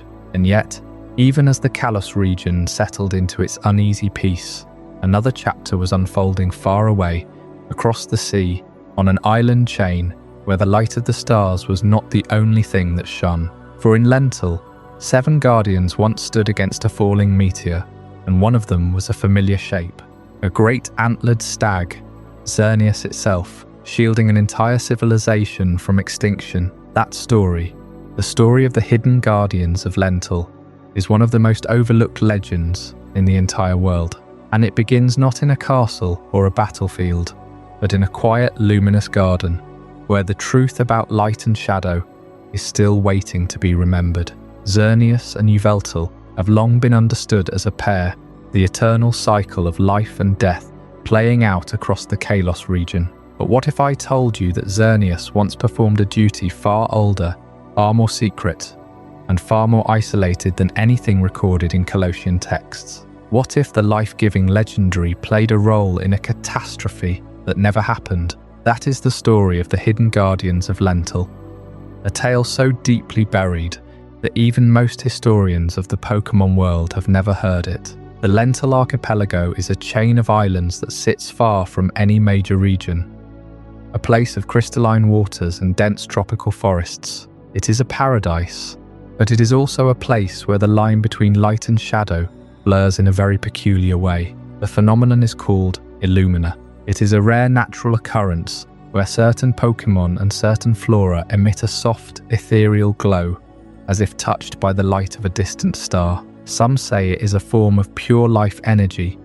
Others call it a blessing from a forgotten guardian. But the truth, as always, is older and stranger than any legend. The Illumina phenomenon is not random. It is tied directly to 7 powerful Pokémon that once protected the Lental archipelago. These are the Forgotten Guardians, beings whose names have faded from the world's memory. They were not like the box legends of other regions. They did not seek worship or fear. Their duty was quiet, watchful, and absolute. They existed to shield Lental from a threat that no one else could see coming, a threat that would have ended not just the islands, but something far greater. 2,000 years ago, the sky above Lental turned dark. A meteorite, massive beyond comprehension, was hurtling toward the archipelago. It would have struck with enough force to shatter the islands and send a shockwave across the entire ocean, possibly reaching the shores of Kalos and beyond. The people of Lental had no advanced technology, no towers, no weapons. They had only their legends, and those legends spoke of a guardian who could give life of itself. That guardian was Gurneus, but this was not the Xerneas of the Kalos cycle, the one that slumbers in the forest and trades life with Yveltal. This was Xerneas in its most ancient role, a cosmic protector. For reasons that remain unclear, Xerneas had chosen Lental as its sanctuary long before Kalos ever recorded its history. Perhaps it was the isolation. Perhaps it was the purity of the islands. Or perhaps it was simply that the meteorite's path was already set. Xerneas knew what was coming, and it knew what it had to do. As the meteorite entered the atmosphere, blazing like a second sun, Xerneas rose from the depths of the Lental Sea. It gathered every sliver of its life-giving power, not to heal, not to revive, but to create a barrier. The Illumina phenomenon flared across the entire archipelago, every glowing plant and Pokémon pulsing in unison. The barrier held. The meteorite never touched the ground. It was deflected, shattered into harmless fragments that rained into the ocean, and Xerneas, exhausted beyond measure, fell into a deep slumber. It has not moved since. But the 7 protectors of Lental were not created by Xerneas. They were already there, ancient beings in their own right, bound to the islands by an oath older than the meteorite. Each one was tied to a specific location: the fire of the volcano, the depths of the ocean trench, the heart of the forest, the peak of the mountain. When Xerneas acted, they amplified its power, channeling the Illumina energy through the land itself. After the crisis, they too faded from the world's awareness. They did not die. They simply stopped being remembered. This is why the Lental legends remained isolated from the rest of the Pokémon world. No traveller from another region ever brought back the story of the 7 guardians, because no traveller ever witnessed them. The Illumina phenomenon is so subtle that outsiders see it only as a faint glow, a curiosity, not a miracle. The guardians themselves retreated into a state of near dormancy. Their presence felt only by those who live on the islands and know where to look. And Xerneas, the life-giver, the shield against the void, slumbers beneath a sea that no one has fully mapped. The meteorite's fragments are still there, buried in the ocean floor, waiting. But what happens when forgotten guardians are disturbed? What happens when the treasures of a fallen king are unearthed by greed? That is a story that takes us far from the warm waters of Lental into a land where ancient relics hold the power to ruin everything they touch. And those relics have a will of their own. Chapter 15. The treasures of ruin, but not all guardians remain as benevolent protectors. Some are born from the darkest impulses of humanity, and their stories are buried not by time alone, but by deliberate silence. The Lental archipelago's Illumina guardians faded into legend after their duty was done. In the Paldea region, something far more dangerous was deliberately erased from memory. Imagine 4 ancient vessels, each crafted from materials that should have held no life. A set of wooden tablets carved with warnings. A set of swords that gleamed with an unnatural frost. A bronze vessel shaped like a ritual urn. And a set of beads that seemed to hold embers within their polished surfaces. These were not mere artifacts. They were prisons. And inside each one, a fury had been sealed for centuries. The story begins not with the objects themselves, but with the greed of a king. Thousands of years ago, across the land that would become Paldea, a ruler rose to power. He was not satisfied with the prosperity of his kingdom. He wanted more wealth, more land, more control. And so he turned to forbidden sources of power. In his obsession, he gathered 4 treasures from the far corners of his domain. These were not weapons of war in the traditional sense. They were objects believed to hold the essence of ruin itself. The king, driven by a malice that grew with each passing year, poured his own hatred into these vessels. He commanded his subjects to pour their resentment, their envy, their fear into them as well. The king believed he could channel destruction toward his enemies, using the artifacts as tools of conquest. But he was wrong. The malice did not obey. It became alive.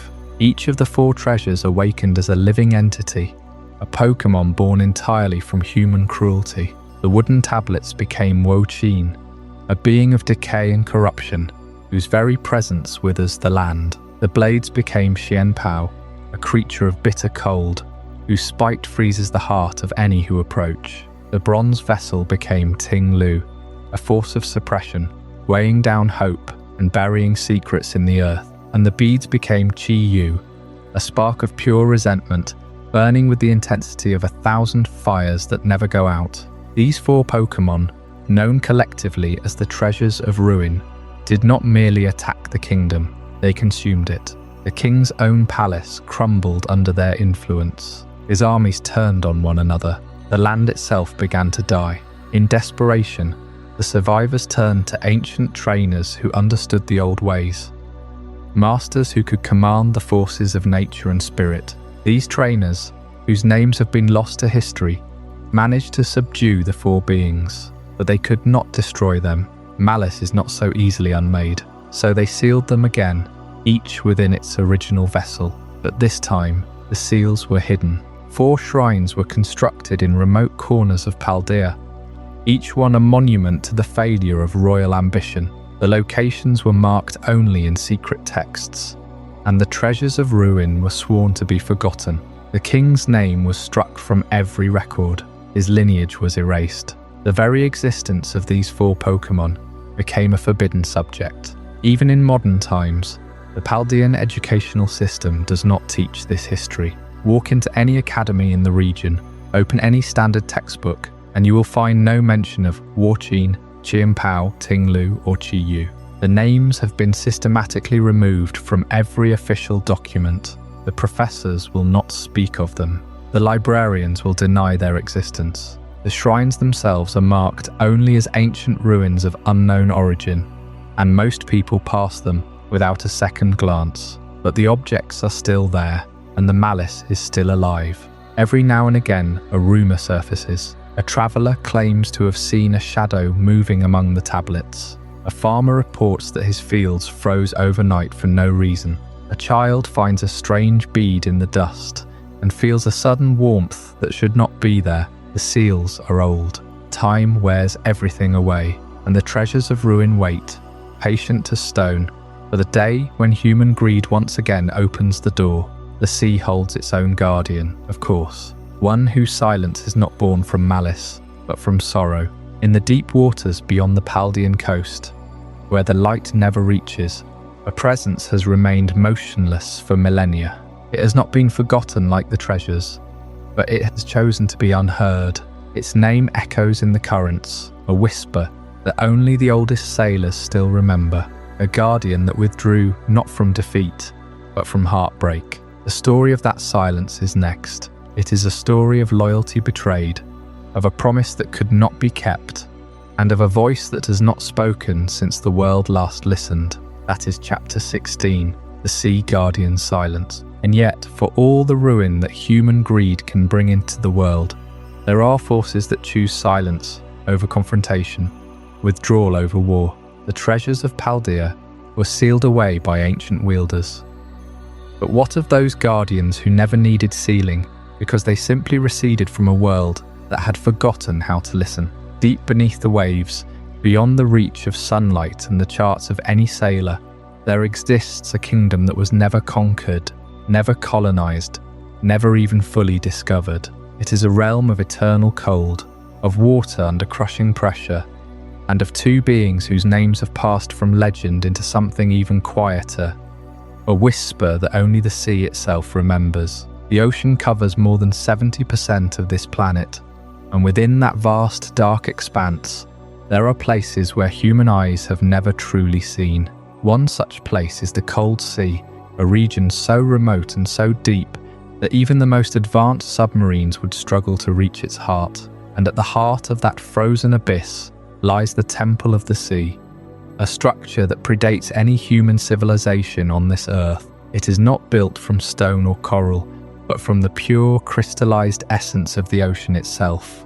A palace of ice and light that glows with a bioluminescence no technology can replicate. The Temple of the Sea is not a ruin, it is a living monument, and at its center dwell 2 beings so ancient and so powerful that they could have shaped the tides of history. Yet they chose instead to become the forgotten royalty of the ocean depths, Manaphy and Phione. Their names are known to a handful of marine biologists, to a few trainers who have wandered the world's coastlines, and to the oldest of sea legends passed down by fishermen who speak of a prince of the sea who could heal the sick and calm the storm with a single note of song. But the truth is stranger and more beautiful than any folktale. Manaphy is not merely a Pokémon. It is the living heart of the ocean, a being born from the same primordial energies that gave rise to Kyogre, yet far gentler and far more reclusive. Where Kyogre expands the seas with a titanic will to encompass the land, Manaphy quietly nurtures the life within those waters, guiding the currents, whispering to the coral, and tending to the great cycles of birth and decay that keep the ocean healthy. It is a role so subtle that even the Pokémon themselves do not always recognize it. Yet without Manaphy's silent stewardship, the marine ecosystems of the world will begin to falter. And then there is Phione. Phione are the children of Manaphy, though they are not born in the way most Pokémon are. When a Manaphy wishes to share its essence with the world, it releases countless tiny, glowing spores into the water, each one a potential Phione. These spores drift on the currents, travelling for thousands of miles before settling in warm shallows or cold trenches, where they eventually hatch into small, translucent creatures that resemble their parent but lack its full power. Phione are not true legendaries, yet they are not ordinary Pokémon either. They are fragments of Manaphy, scattered like seeds across the ocean. And because of this, Phione can be encountered far from the Temple of the Sea, often in areas where the water is clean and the currents are strong. But Manaphy itself remains hidden, bound to its temple by a duty that has lasted for millennia. The connection between the Cold Sea and the Temple of the Sea is not merely geographical. It is biological, almost spiritual. The Cold Sea is the source of the most ancient and purest water on the planet. Water that has been circulating in the deep ocean currents since before the first fish crawled onto land. That water is cold, dark and rich in minerals that nourish the microscopic life that forms the base of the entire oceanic food chain. The Temple of the Sea is anchored directly above the deepest vent in the Cold Sea, where geothermal energy meets the freezing water and creates a unique environment, a place of simultaneous extremes. It is here that Manaphy makes its home, using its power to regulate the temperature and pressure of the surrounding waters, ensuring that the delicate balance of the Cold Sea is maintained.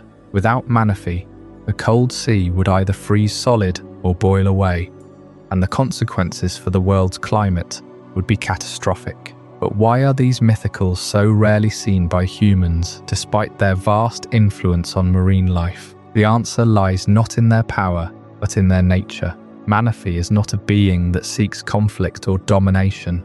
It does not descend from the heavens to punish humanity, nor does it retreat into a shrine waiting for a chosen one. It simply chooses not to be seen. Its influence is like the gravity that holds the moon in orbit, invisible, constant, and utterly necessary. And because Manaphy's presence is felt rather than witnessed, humans have never had a reason to fear it or worship it. There are no ancient temples dedicated to Manaphy on the surface, no inscriptions carved in stone telling of its deeds. The only record of its existence is kept in the memories of the Phione that drift through the world, and in the occasional encounters of divers who have glimpsed a soft blue light far below and felt an inexplicable sense of peace. Those who have met Manaphy speak of a voice that is not heard but understood, a song that resonates in the bones rather than the ears, and they always leave that encounter changed, though they can never quite put the change into words.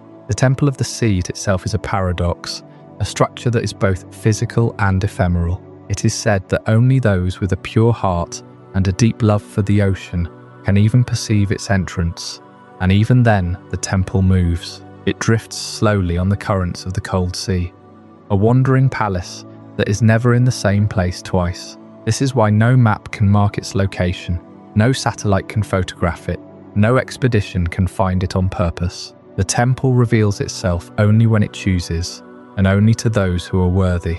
And within its crystalline halls, Manaphy waits, not as a prisoner, but as a guardian who watches over the very soul of the sea. There is a reason why Manaphy and Fionn are the forgotten royalty of the ocean depths. They do not demand to be remembered.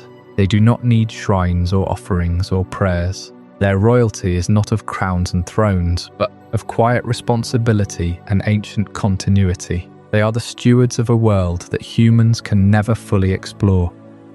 The caretakers of a kingdom that exists in perpetual twilight. And perhaps that is why their story is so rarely told, as the sea does not speak in words, and its guardians have no need to be heard. They are simply there, the cold and the dark, holding the balance together, while the surface world churns with noise and ambition. But even the most silent guardian leaves echoes, and those echoes, for those who know how to listen, point to a truth that connects all of the great legends we have explored so far.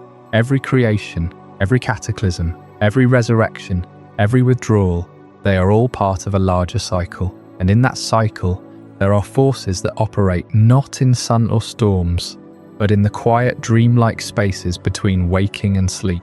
The sea is one such space, but there is another, even closer to the heart of the human experience. A realm of dreams, of moonlight, of the thin veil between consciousness and the unconscious. And there, another pair of ancient beings holds court, their influence stretching into the minds of every sleeping creature. Their story is one of balance and delusion, of creation and slumber, and of a bond that is older than the first spoken word. But that is a tale for the next chapter, a chapter that will take us into the night itself, where the lunar duo and the dream world await. From the forgotten royalty of the ocean depths, we now turn our gaze upward, to the moon's reflection on the water's surface, and to the realm that lies just beyond closed eyelids. The sea holds its secrets in silence, but the dream world whispers in symbols, in fears, in the soft glow of hope that flickers when the world goes dark.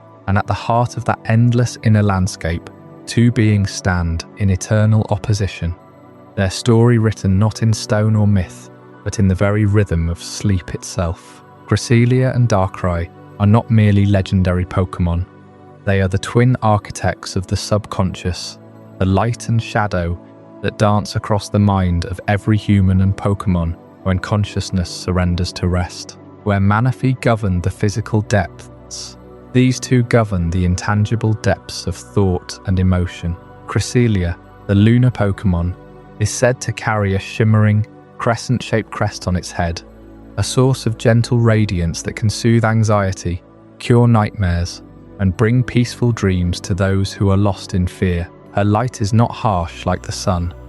It is a soft silver glow, the kind that filters through a window on a full moon night, promising that the darkness is not malicious, only temporary. Darkrai, the pitch-black Pokémon, is her necessary counterpart. Where Cresselia brings healing, Darkrai brings confrontation. Its very presence is said to induce nightmares so vivid and terrifying that sleep becomes a prison. Victims wake drenched in sweat, unable to distinguish the phantom terrors from reality, sometimes even falling into a state of permanent unconsciousness. Darkrai does not create nightmares out of malice, at least not originally. It is simply its nature, as inescapable as gravity, and yet the world has never understood this. The tragedy of New Moon Island is the story of that misunderstanding, a tale of fear, exile, and isolation that forever shaped the fate of the dark legendary. New Moon Island is not a place of wonder. It is a small, desolate piece of land in the middle of a vast, cold sea, accessible only by a treacherous route through a dense fog. The air there is heavy, the trees twisted and blackened, the sky perpetually overcast. It is a prison, though no walls exist. Long ago, for reasons lost to most records, Darkrai was driven from human and Pokémon society. The nightmares it caused, whether intentionally or not, spread panic, and the people, desperate for relief, turned to Cresselia's lunar crescent as a symbol of hope. They built shrines to the healer, offered prayers for protection, and in the process, They condemned the bringer of nightmares to the loneliest corner of the world.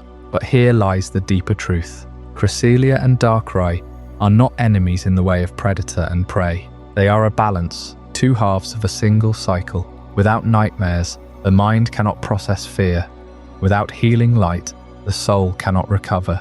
The dream world is their domain, a realm that exists both within every sleeping creature and as a metaphysical space that connects all living beings. When you dream, you tap into this universe, and the Lunar duo are its gatekeepers. Cresselia's feathers, known as lunar wings, are said to drive away nightmares when held by a sleeping person. Darkrai's presence, on the other hand, forces the dreamer to confront their deepest anxieties, to face what they have been avoiding in waking life. In a way, Darkrai is a kind of dark therapist, harsh but necessary. The tragedy is that the world only sees the surface. Darkrai's isolation on New Moon Island was not a punishment for evil deeds, but a banishment born of fear. The island itself became a symbol of rejection, a place where the dark legendary could harm no one, but also where it could never be understood. And in that isolation, Darkrai's nature did not soften, it hardened. The nightmares grew stronger, more intense, because there was no balance, no light to temper them.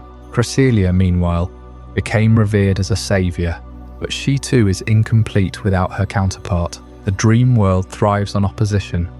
Without Darkrai's shadow, Cresselia's light would have no meaning. The governing role of these two extends beyond mere dream production. They influence the subconscious health of entire ecosystems. When a group of Pokémon or humans falls into collective sleeplessness or mass nightmares, it is often traced to an imbalance between the lunar duo. Scientists and mythologists in the Pokémon world have documented cases where the appearance of a wild Darkrai triggered regional sleep disorders, only for a Cresselia to appear soon after, restoring equilibrium. It is a dance as old as the stars, the crescent and the shadow, the healer and the night. And yet, for all their power, they are forgotten in the rush of more dramatic legends. Box art Pokémon, cataclysmic villains, and ancient creators steal the spotlight, but the lunar duo govern the most intimate, vulnerable part of every living being's existence. They are the reason you can dream of flying, or of falling, or of running from something unseen. They are the reason you wake grateful for the morning light. Now, from the cold, dark shores of New Moon Island, the narrative of the forgotten must turn to a different kind of isolation. One that burns from within, a heat that cannot be quenched by moonlight or shadow. A mountain awakens, and with it, a force that has simmered beneath the earth since before human memory. The heat of the mountain rises, and it brings a story of fire, of pressure, of a legendary so ancient and so primal that it might make even the lunar duo feel like fleeting dreams. From the dream-haunted shores of New Moon Island and the quiet radiance of Cresselia's crescent moon, we now descend into something far older, far hotter, and far more restless. The balance between light and nightmare gave way to sleep.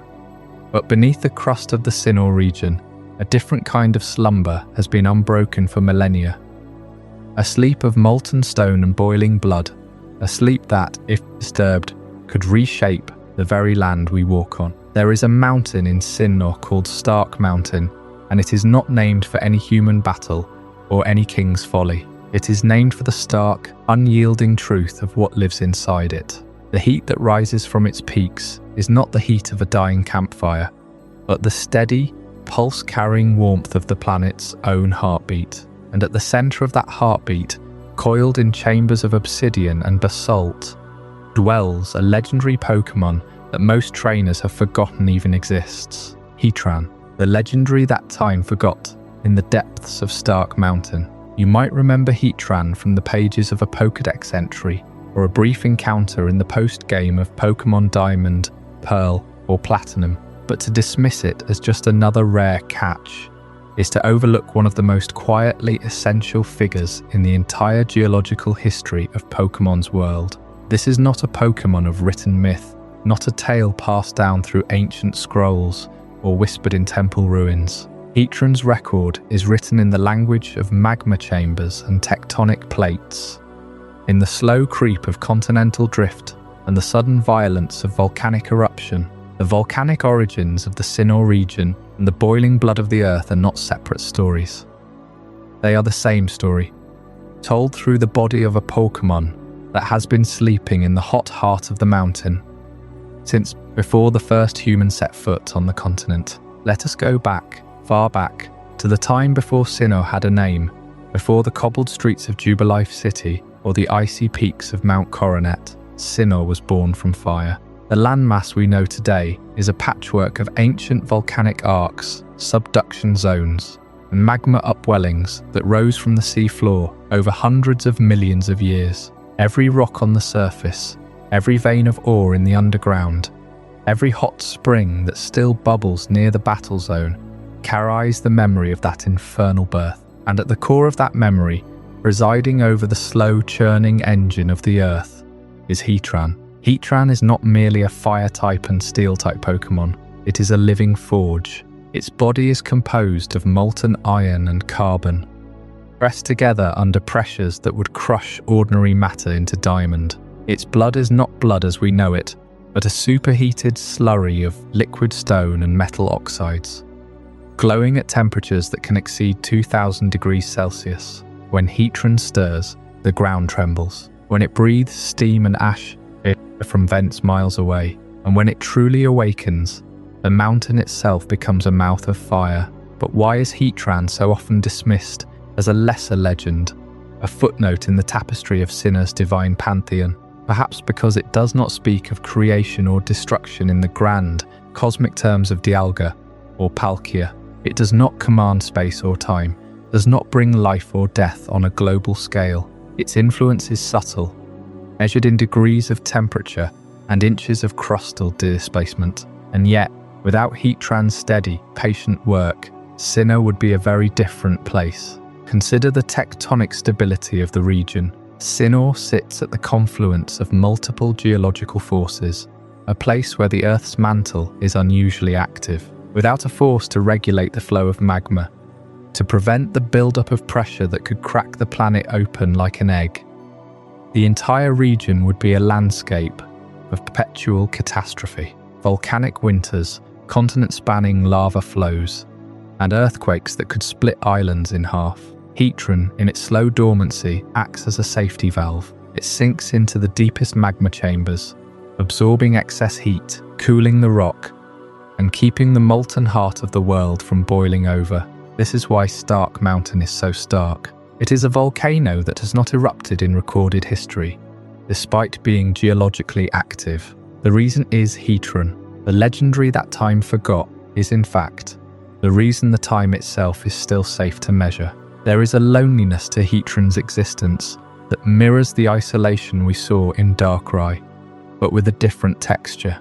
Darkrai was isolated by fear, shunned by those who could not bear its dreams. Heatran is isolated by depth. No human community builds around Stark Mountain. No seasonal festivals celebrate its legend. Even the few explorers who venture into its caves rarely go deep enough to feel the true heat. They find its shed scales, its footprints in cooled lava, maybe a glimpse of its silhouette against a glow of red, but they do not know what they are seeing, and that is perhaps the most poignant truth about Heatran. It is a legendary Pokémon that does not want to be found. It does not emerge to fight, does not seek out trainers or treasures. It simply sits, deep in the earth, doing the work that no other Pokémon can do. It is the furnace of the world, and it asks for nothing in return. In the grand narrative of forgotten legendaries, Heatran stands as a testament to the kind of power that does not need to be seen to be felt. When you stand on the shores of the battle zone and feel the warmth rising from the ground, when you watch steam curl from a hot spring in the survival area, when you see the smoke plume from Stark Mountain's peak against a clear Sinnoh sky, you are feeling Heatran. It is the heartbeat beneath your feet, the blood of the earth. Fire that time forgot, but never extinguished. And yet, for all its quiet importance, Heatran is not eternal. Even the deepest fires can cool. There are ancient stories, fragments of lore, that surface only in the most obscure texts, that speak of a time when the world grew cold, when the great volcanic heartbeat slowed. In those earliest ages, before the creation of the Cinnabar region as we know it, the Earth's crust was thin and the magma ran close to the surface. Heatran was not one Pokémon, but many, a species of molten guardians that spread across the primordial land. But as the eons passed, as tectonic plates thickened and the planet aged, most of those Heatran perished, their fires extinguished, their bodies turned to cinder and ore. Only a handful survived, retreating to the deepest hotspots, and of those, perhaps only one remains active in the modern era. That lone Heatran, the one we can still encounter in Stark Mountain, is the last of its kind, a living fossil of a world that no longer exists. When it finally cools, when its core solidifies and its fire goes out, something permanent will change in Cinnabar. The mountain may erupt one last time, or it may fall silent forever. The ground will settle, the heat will fade, and a part of the region's soul will become a memory. But that time is not yet. The heat still beats, the mountain still breathes, and deep beneath the stone, in a cavern where no light has ever reached, the legendary that time forgot continues its vigil. As we turn from the silent fire of the depths, we must now walk toward a different kind of voice. Not the voice of stone and molten iron, but the voice of leaves and ancient bark, the voice of a forest that has been speaking across centuries, waiting for someone to finally hear it. The forest's voice across time is calling, and in the next chapter, we will answer. From the volcanic depths of Stark Mountain, where Heatran slumbers in rivers of molten rock, we now travel to a place where time itself seems to flow at a different rhythm. The Ilex forest of Johto is not like other forests. It breathes with an ancient patience, as if every leaf and root remembers the ages that have passed. And deep within its heart, shielded by centuries of cedar and mist, dwells a guardian that exists outside of linear history itself. We are speaking of Celebi, the voice of the forest, a being that cannot be pinned down to any single moment in time.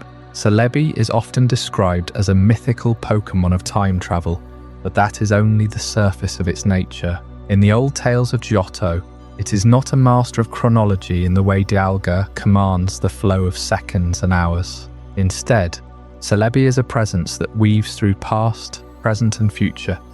As easily as a breeze moves through the branches, it appears in one era to heal a blighted grove, then vanishes only to reappear centuries later to guide a lost child home. The forest itself is its body, and the forest's voice is what it speaks with. And that voice has a single, unwavering purpose: to prevent the ecological collapses that would undo the balance of life across generations. Consider the Ilex forest as it stands today. It is a small woodland on the map, tucked between Azalea Town and Goldenrod City, but it is a nexus of spiritual and biological significance. The shrine in its depths, the one that local folklore says must be tended with gratitude and offerings, is not merely a monument. It is the last physical connection between the people of Johto and this time-travelling entity. When a traveller places a berry before that weathered stone or whispers a prayer for the forest's health, they are reaching out across time to a guardian that may already have heard that same prayer 1,000 years ago, or will hear it 1,000 years from now. The voice of the forest is not a metaphor. In the ancient language of Johto, Celebi is described as speaking through the rustling of leaves, the trickling of streams, the calls of bird Pokémon. It is a chorus of natural sounds that form a coherent will. When the forest falls ill, when invasive species threaten the native flora, when drought or decay creeps in, Celebi uses its temporal abilities to intervene. It might travel back to alter the path of a wildfire, or forward to bring seeds from a future where the forest thrives. It is the unseen hand that corrects the balance, ensuring that the Ilex forest remains a sanctuary for generations of Pokémon that rely on its cover. But why must Celebi exist outside of time? Because ecological health is not a static condition. A forest that is healthy today may have been born from a disaster 100 years ago, and that same forest may need to be preserved now to prevent a famine 200 years from now. Only a being that can see all these moments simultaneously and move between them can truly protect a living system. Celebi is not bound to a single timeline. It is the guardian of the forest's eternal present, the moment where all its ages converge. The shrines of Yoto are more than just stone altars. They are anchors. They are points in physical space, where the fabric of time is thin, where Celebi can touch the mortal world without being trapped in a single era. The shrine in the Ilex forest is the most famous. But there are others. The one hidden in the ruins of Alf, the small clearing near the Dancing Tower in Ekritique, the forgotten marker beneath the Tin Tower's shadow. Each of these places was built by ancient peoples who understood that the forest needed a voice, and that the voice needed a place to be heard. Without these shrines, the connection would fray, and Celebi might drift into the far reaches of time, never returning to heal a crisis that is unfolding now.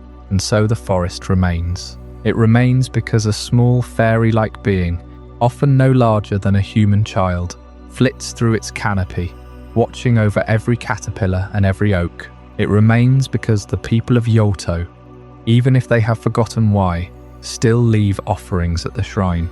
It remains because the voice of the forest has never stopped singing its quiet song of renewal. But there are other guardians in other lands, and some of them are older than even the oldest forest. They sleep beneath ice and snow, their bodies colossal and still, waiting for a time when the world will need them again.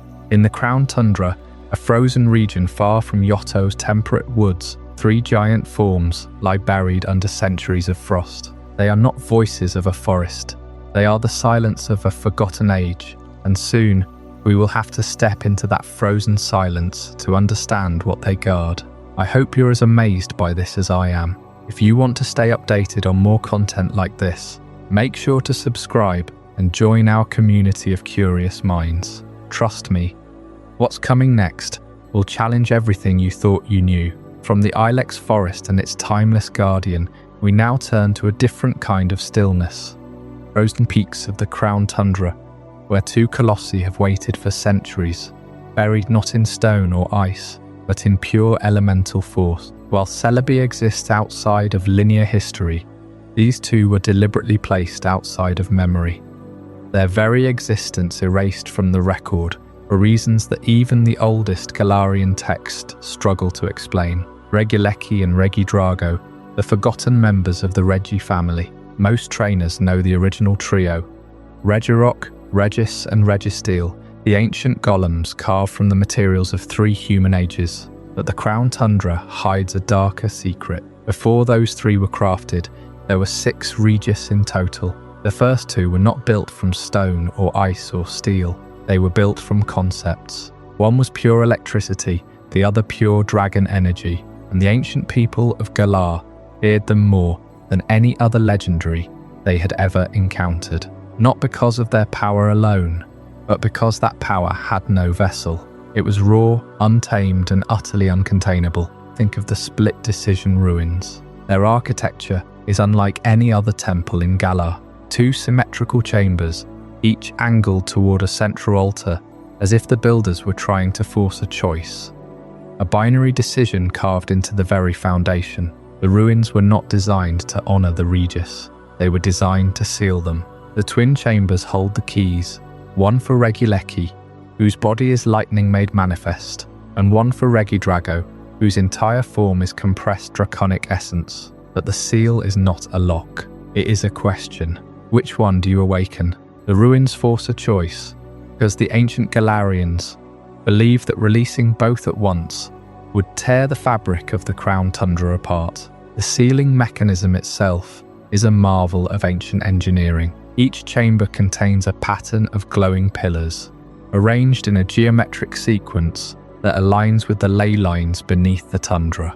The original trio, Regirock, Regis, Registeel, were used as gatekeepers. They stand outside the ruins, silent sentinels, not to guard the Colossi from intruders, but to remind anyone who approaches that what lies within is not meant to be disturbed. The people who built these chambers did not carve statues or paint murals. They left nothing but empty space and silence, as if they wanted to erase all evidence that Regieleki and Regidrago ever existed.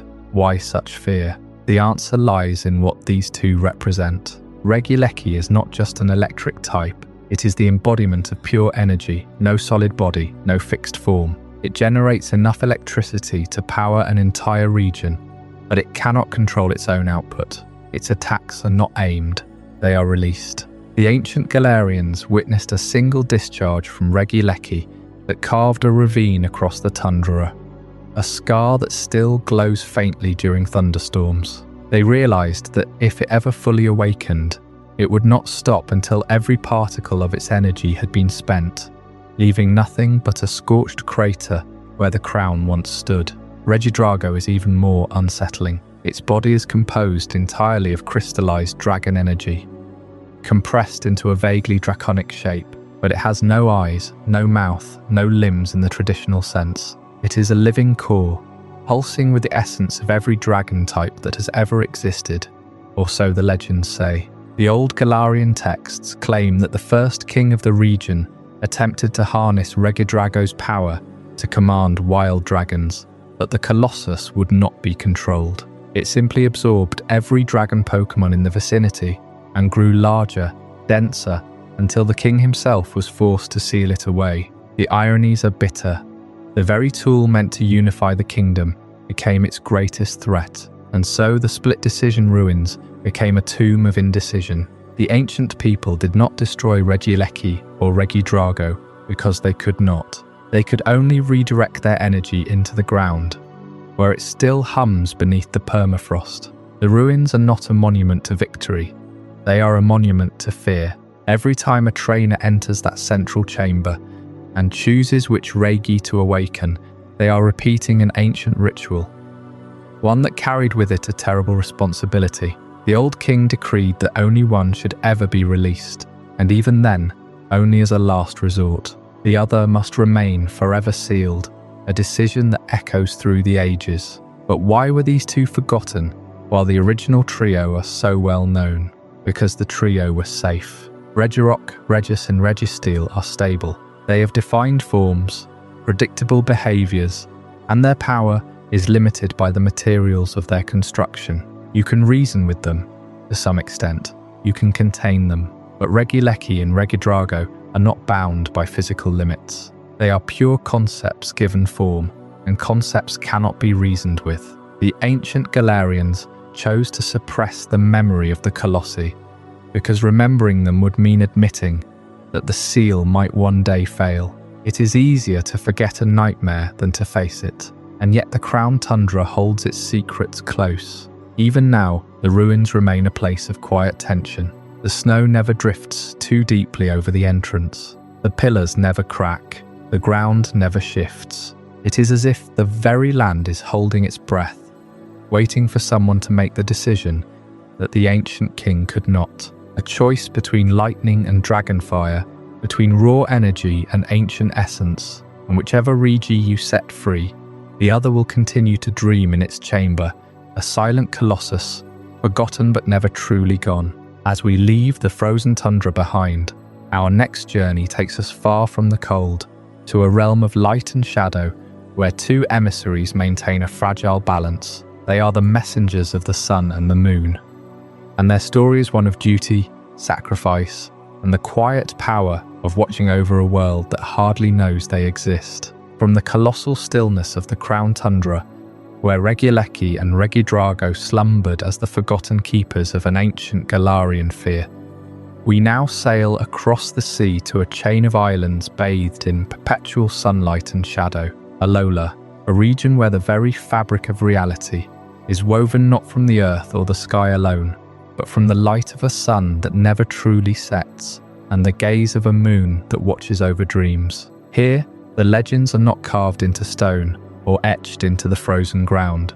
They are painted into the tapestries of an ancient monarchy, whispered in the rustle of palm leaves, and felt in the heat of the volcanic soil. And at the heart of this mythology lies a mystery.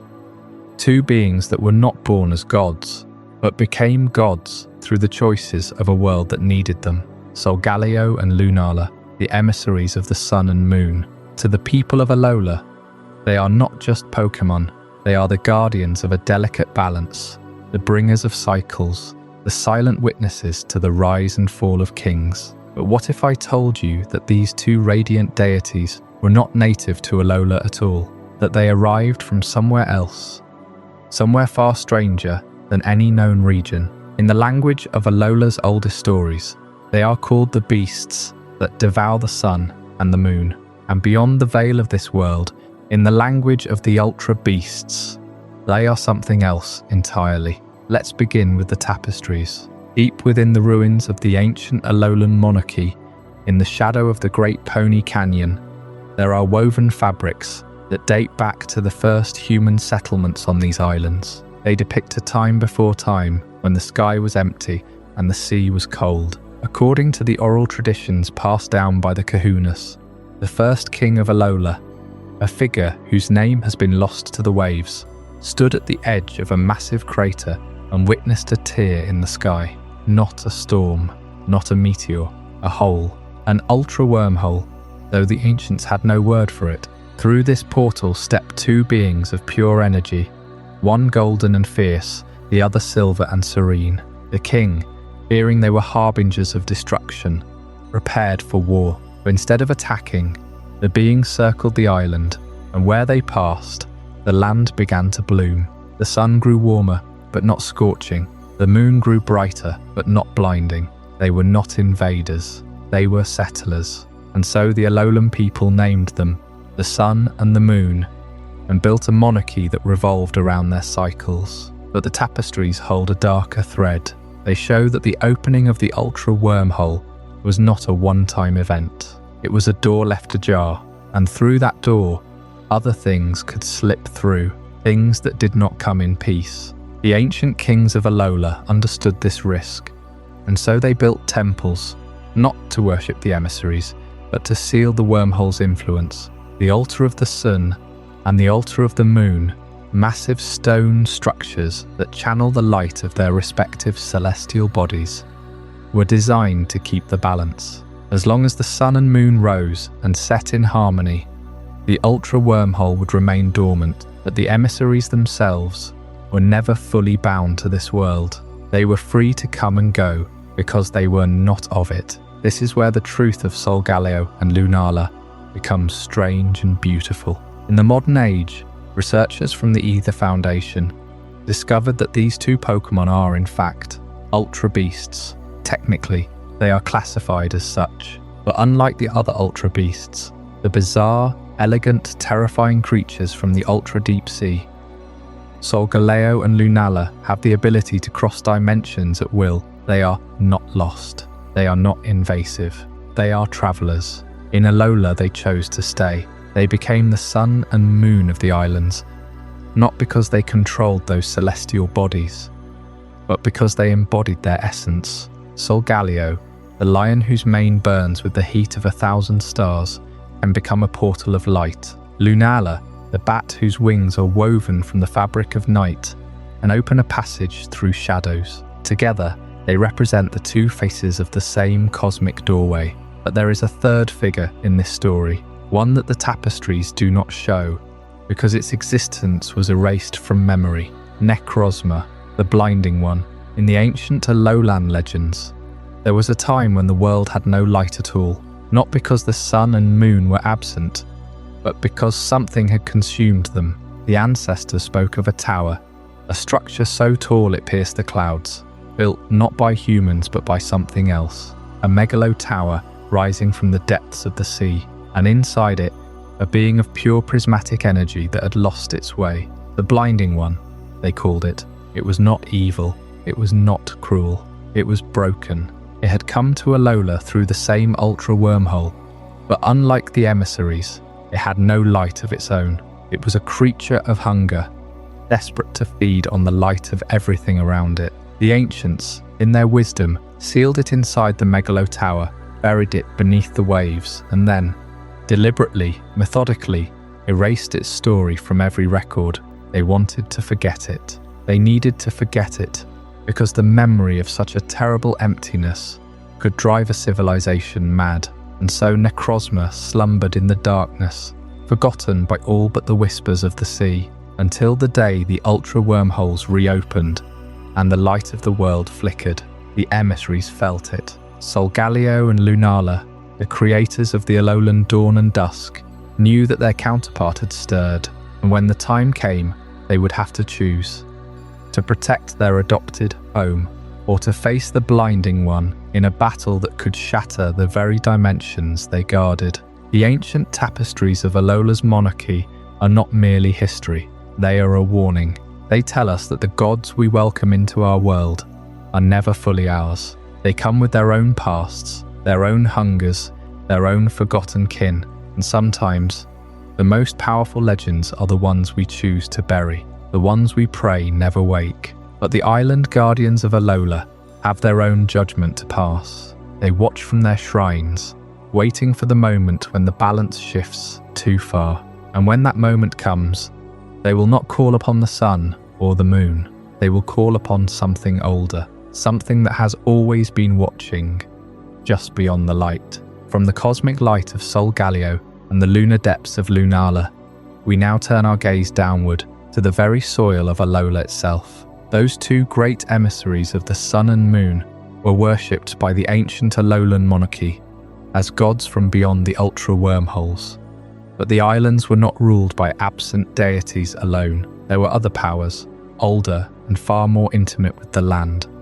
Beings who did not dwell in the sky or in a parallel dimension, but walked among the people, perched atop the cliffs, and swam in the tidal pools. These were the guardians of each island, the Tapu. Long before the first kahuna was chosen, the Tapu Quartet, Tapu Ko of Melemele, Tapu Lele of Akala, Tapu Bulu of Ulaula, and Tapu Fini of Pony were the true arbiters of life in the archipelago. They were not distant like the ultra beasts.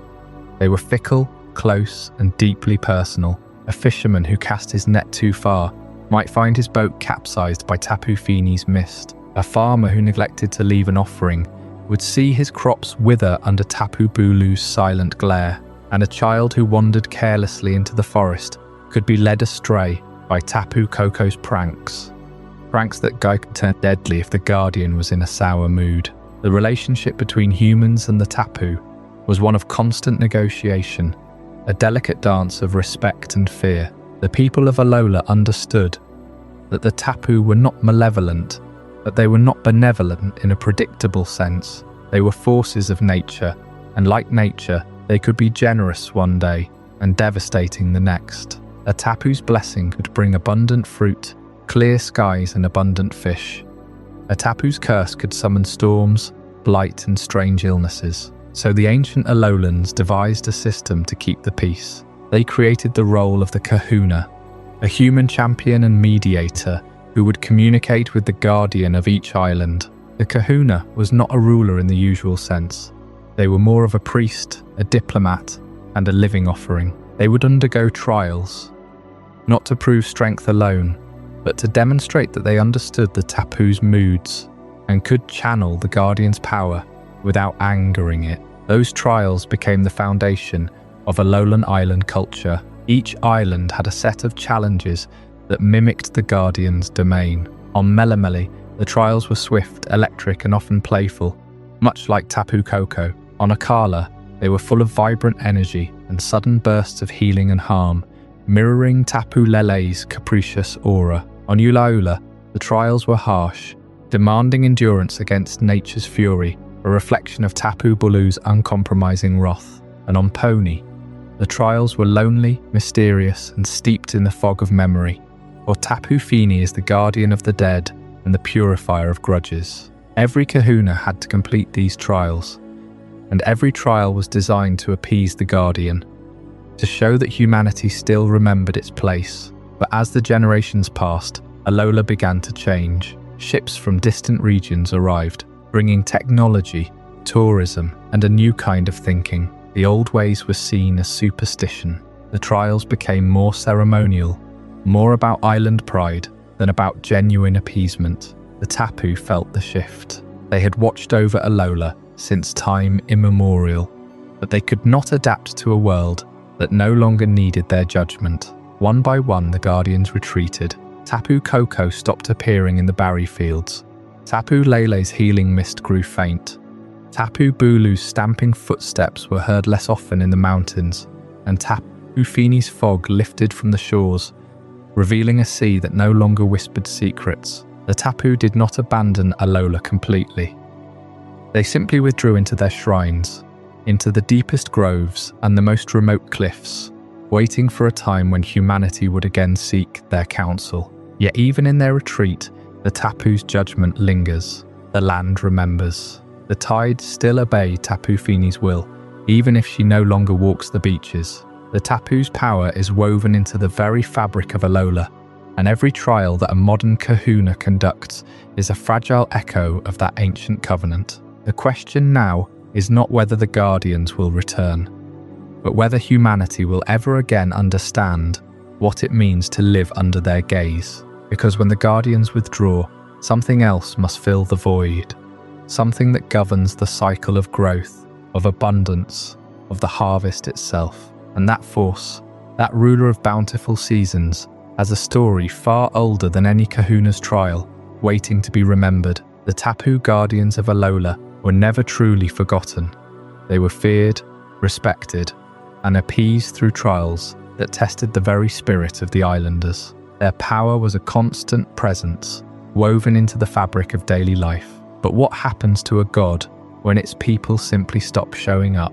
When the festivals end, the prayers cease, and the rituals become dust in the wind. That is the fate of Calyrex, the forgotten king of the Crown Tundra, a being who once ruled all of Galar and now sleeps in a frozen land, waiting for a faith that may never return. The Crown Tundra is a place of stark beauty and ancient silence. Snow-covered plains stretch to jagged mountains, and the air carries the weight of time. It is here, in this desolate kingdom, that legend speaks of a benevolent ruler who brought forth bountiful harvests across the entire Galar region. Before the darkest day, before the heroes, with their sword and shield, before even the wandering knights of ancient times, there was Calyrex. With a gentle touch, it could cause fields to yield grain without end, flowers to bloom in winter, and the soil to give birth to abundance. The people of Galar did not hoard this plenty. They shared it, and in return, they gave Calyrex their devotion. They built shrines in its honor, carved its likeness into standing stones, and sang songs of the Harvest King. But devotion is a fragile currency. Over centuries, humanity grew proud, and their needs shifted. They learned to tame the land with tools and techniques, and the memory of a divine provider began to fade. Calyrex did not demand worship, but its power was intrinsically tied to the belief of its people. As the prayers grew quieter, so did the harvests grow smaller. The grass that once grew to the height of a man now barely reached a child's knee. The region became colder, and the Crown Tundra thickened its icy grip. Calyrex retreated to the most remote corner of its domain, where the snow never melts, and the wind carries only the sound of its own loneliness. This is the loss of faith. It is not a violent coup or a cosmic betrayal. It is a slow drift, like a ship unmoored from the dock. Calyrex did not grow weaker in body. It grew weaker in presence. Its light dimmed because no one was looking at it anymore. The concept is chilling.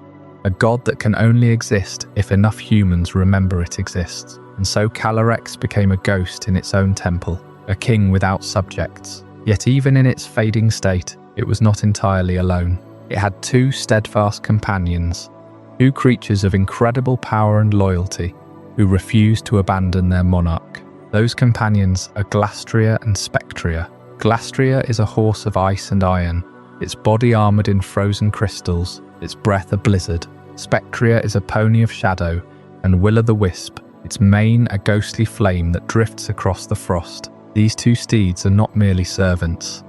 They are extensions of Calyrex's very essence. The bond between Calyrex and its steeds is so deep that they can physically merge, forming a single being of immeasurable strength. When Calyrex rides Glastria, it becomes the king of frost, commanding the tundra's chill.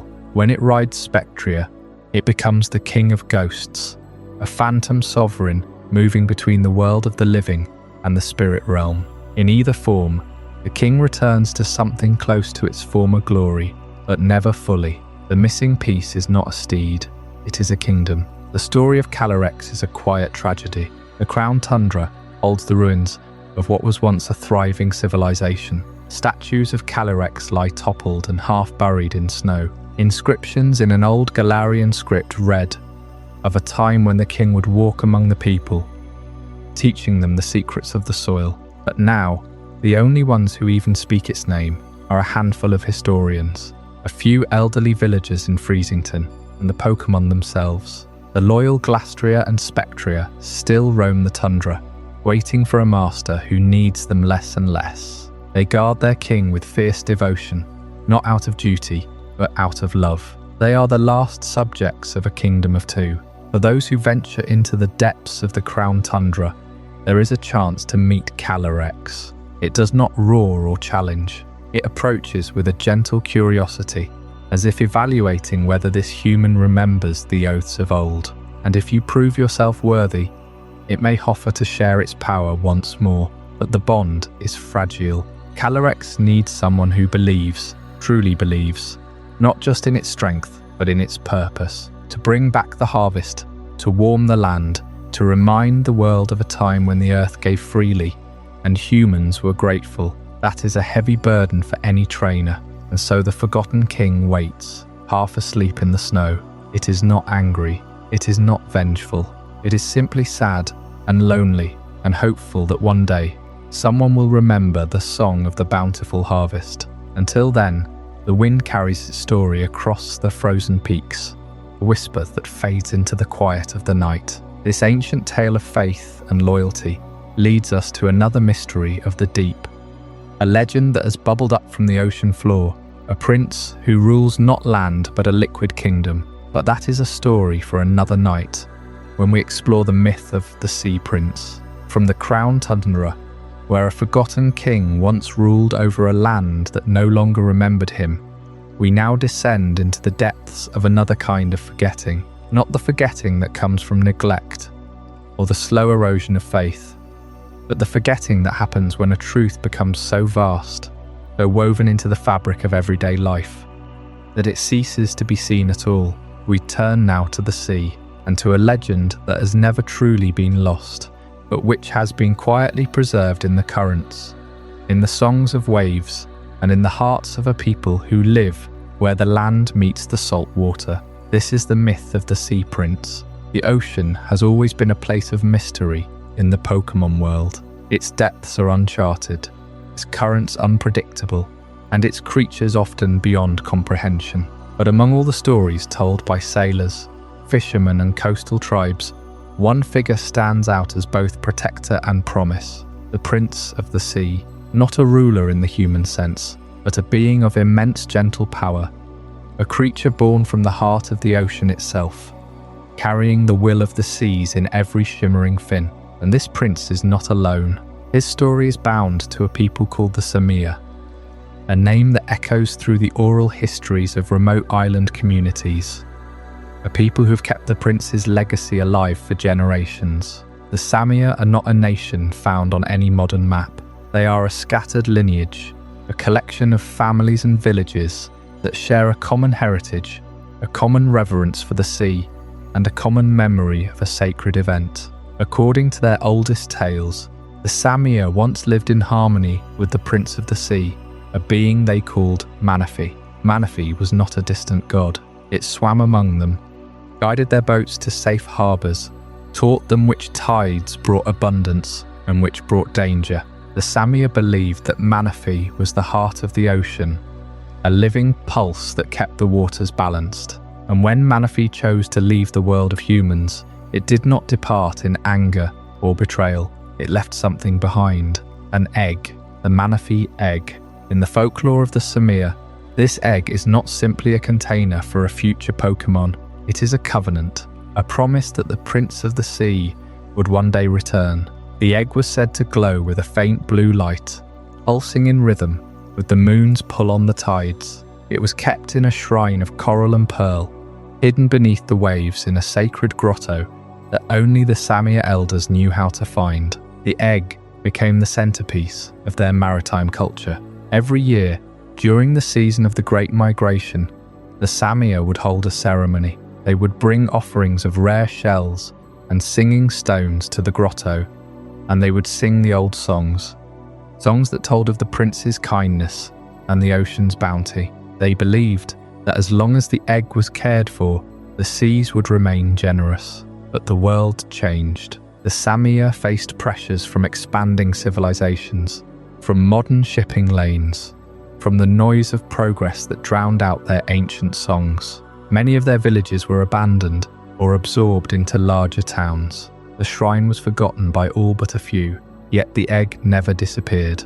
It was passed from one keeper to the next, a secret burden, a quiet hope, and eventually the Manaphy egg found its way into the hands of researchers, of adventurers, of those who did not understand its true meaning. It became a relic, a curiosity, a prize to be pursued. But the Samir knew, they still know, the egg is not a trophy. It is a living memory of a bond that once was. And what of the underwater civilizations that still worship the sea's protectors? They are not ruins. They are not legends of a bygone age. They exist, hidden from the surface world, in places where the light of the sun never reaches. There are entire cities built into the walls of ocean trenches, sculpted from volcanic glass and living coral, where Pokémon and humans once coexisted in a symbiosis we can barely imagine. The Samir spoke of them in hushed tones. They called them the Deep Ones, the dwellers of the abyssal plains. These civilizations revered not only Manaphy, but also other guardians of the deep, beings like Kyoga, the embodiment of the sea's vastness, and Lugia, the watcher of the storms. In their temples, carved into the bedrock of the ocean floor, images of the Sea Prince appear alongside these greater forces. Manaphy was seen as an emissary, a gentle messenger between the deep and the surface. The hidden cities still stand. Their spires are covered in anemones, their streets lit by bioluminescent gardens, and the faithful still gather in chambers that echo with the sound of distant wails. They perform rituals that have not changed in thousands of years. They send their prayers through the currents, carried by the slow drift of water, hoping that one day the Prince of the Sea will hear them again and return to the world above. Some say that the Manaphy egg is the key, that when it hatches, the new prince will rise and lead the ocean's children back to a forgotten unity. Others believe that the egg has already hatched many times over, and that the prince walks among us in disguise, watching, waiting for the moment when humanity is ready to remember. But the Samir have not forgotten. Even now, in the quiet coastal villages where the old songs are still sung, there are those who can feel the pulse of the egg. They say that on certain nights, when the moon is full and the tide is at its highest, the water glows with a soft blue light, and if you listen closely, you can hear a melody beneath the waves. It is the song of the Sea Prince, calling to those who still believe. The myth is not dead.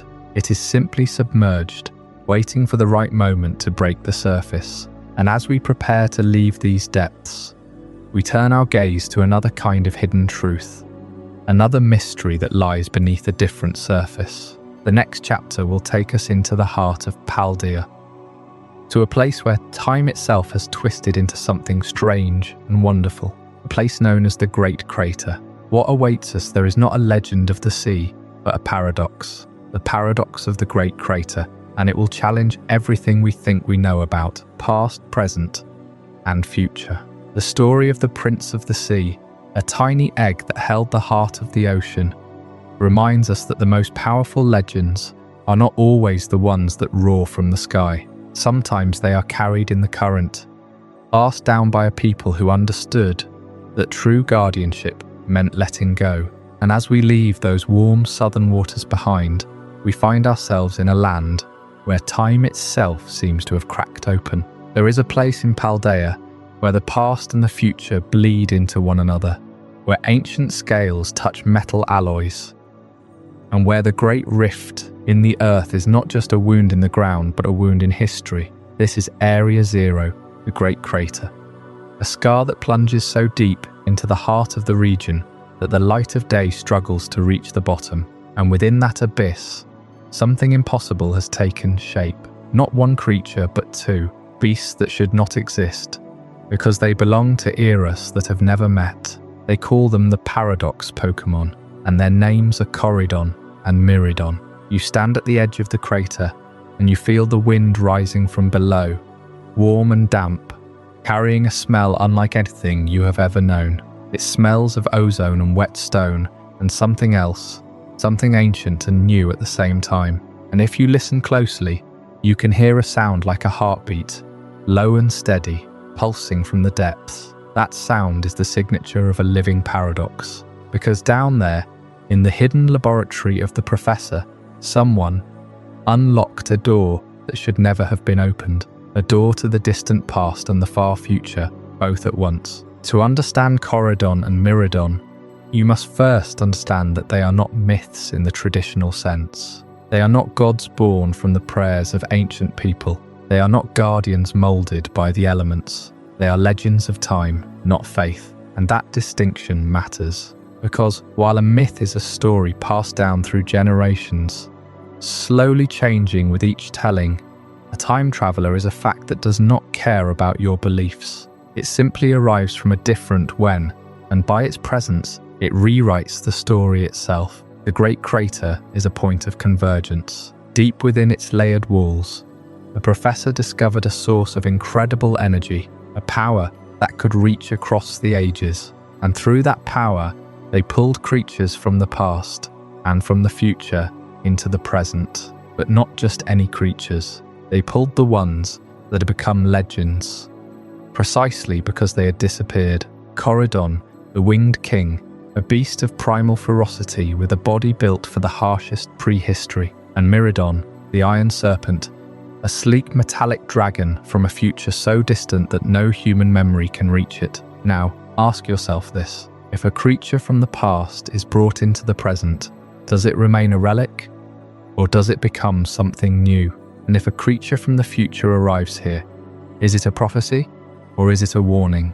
The people of Paldea have no folklore about Corydon or Miridon, because they are not part of any ancient tradition. They are intruders in time, standing in a chamber of rock and glass, looking at each other across an age gap of millions of years. And yet, they are bound to one another by the same paradox. They are the only two of their kind, the past and the future, staring at each other with the same empty eyes. There is a strange sadness in their existence. They have no history to call their own. Corydon does not remember the world of dinosaurs and giant insects, because it was ripped from that world and thrust into a new one. Miridon does not know the sky of its own era, that hours of light or the silent cities of metal and glass. They are orphans of chronology, each alone, each the last of its line. And perhaps that is why they seem so desperate to be understood. When you meet Corydon for the first time,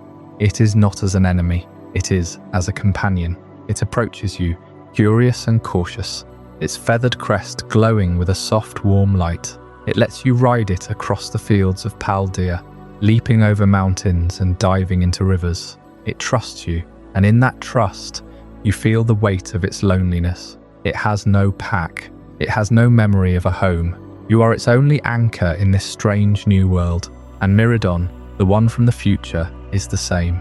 It can propel itself at incredible speeds, its body humming with an energy that bends light around it. It does not want to harm you.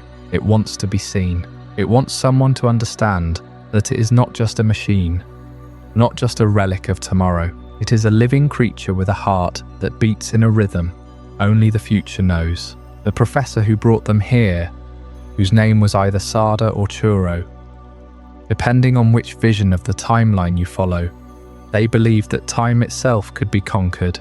They believed that by controlling the past and the future, they could give humanity the power to shape its own destiny. But they forgot something important. They forgot that time is not a tool. It is a river that flows in one direction for a reason. And when you try to walk against the current, you create ripples that can never be undone. The Great Crater is now sealed. The Paradox Pokémon remain, but their origin point is gone. The machine that reached through the ages is destroyed. And so Corydon and Miridon are left here, stranded in a world that was never meant to have them. They are living fossils of a future that might never come, and a past that can never return. They are the legends of the missing chapter, the ones that were never supposed to be remembered, and yet they are here with you, breathing and real. Why are they considered legends at all? Because they represent the greatest mystery of all, the nature of time itself. Every civilization has tried to understand it. Some built temples to honor the cycles of the sun and moon. Others carved stones to mark the passage of ages. But only in Paldea did the barrier between then and now break so completely that two beings from opposite ends of existence could meet and share the same air. And that is the deepest truth about Corydon and Miradon. They are not myths, just stories. They are legends because they are evidence. Evidence that time is not a straight line. Evidence that the past is not gone and the future is not fixed. They are the proof that somewhere, deep in the roots of reality, the fabric of chronology is thinner than we ever imagined, and we are standing on its edge, listening to the heartbeat of the crater. When you ride across the Paldean plains on the back of Corydon, feeling the wind against your face, you are not just traveling through space, you are traveling through time. Every step it takes is a step from a world that no longer exists, brought into a world that does not know how to hold it. And Miradon, with its cold, polished body and its eyes that glow like distant stars, it carries inside it the silent dreams of a civilization we may never meet. Perhaps that is the true meaning of a paradox: to exist in a place where you do not belong, yet to find a way to make that place your home. Corydon and Miradon have done that. They have claimed the Paldean present as their own, and in doing so, they have given us a gift. They have shown us that the boundaries we draw between past, present, and future are just shadows on the wall, that everything that ever was and everything that ever will be is already here, waiting to be found. And as we leave the crater behind, as the sound of that heartbeat fades into the distance, we carry with us a question. If time can be broken so easily, what else is waiting for us in the spaces between? What other beings have slipped through the cracks, unnoticed, carrying messages from worlds we cannot see? The answer may be closer than we think, for there is an emissary, a quiet traveller, whose purpose is not to conquer time, but to bring peace across all boundaries. And in the next quiet moment, we will meet it. From the paradox of Area Zero, where the distant past and far future collide in a single, impossible moment, we now turn our gaze to another forgotten corner of the world, a place where time itself seems to stand still, and where a being of pure victory was locked away not by malice, but by fear. In the Unova region, off the coast of Castalia City, there is a small island known as Liberty Garden. It is a tranquil, almost idyllic spot, with a lighthouse that stands tall above the trees. But that lighthouse is not merely a beacon for ships, it is a prison, and within it dwells a legendary Pokémon, so powerful, so tied to the concept of victory itself, that its own allies chose to hide it from the world, rather than let its power be used for war. This is the story of Victini, the victory Pokémon, and the secret of infinite energy. To understand why Victini was hidden, we must first understand the wars that ravaged Unova long before the modern era. Unova is a region of contrasts, bustling cities, ancient deserts, and a history steeped in conflict between the ideals of truth and ideals of ideals themselves. In those ancient times, two brothers, or perhaps two kings, led armies in a bitter struggle. The weapons of the day were not just swords and shields, but Pokémon, and among them, a force greater than any other.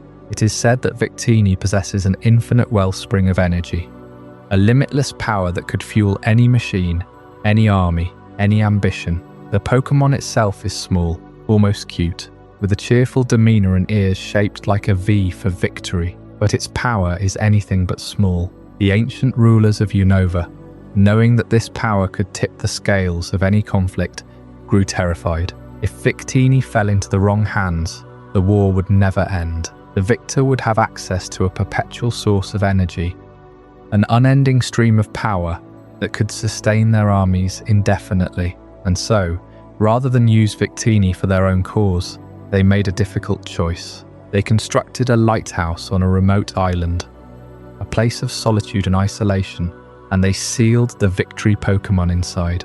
The lighthouse became a vault, a prison disguised as a navigational aid.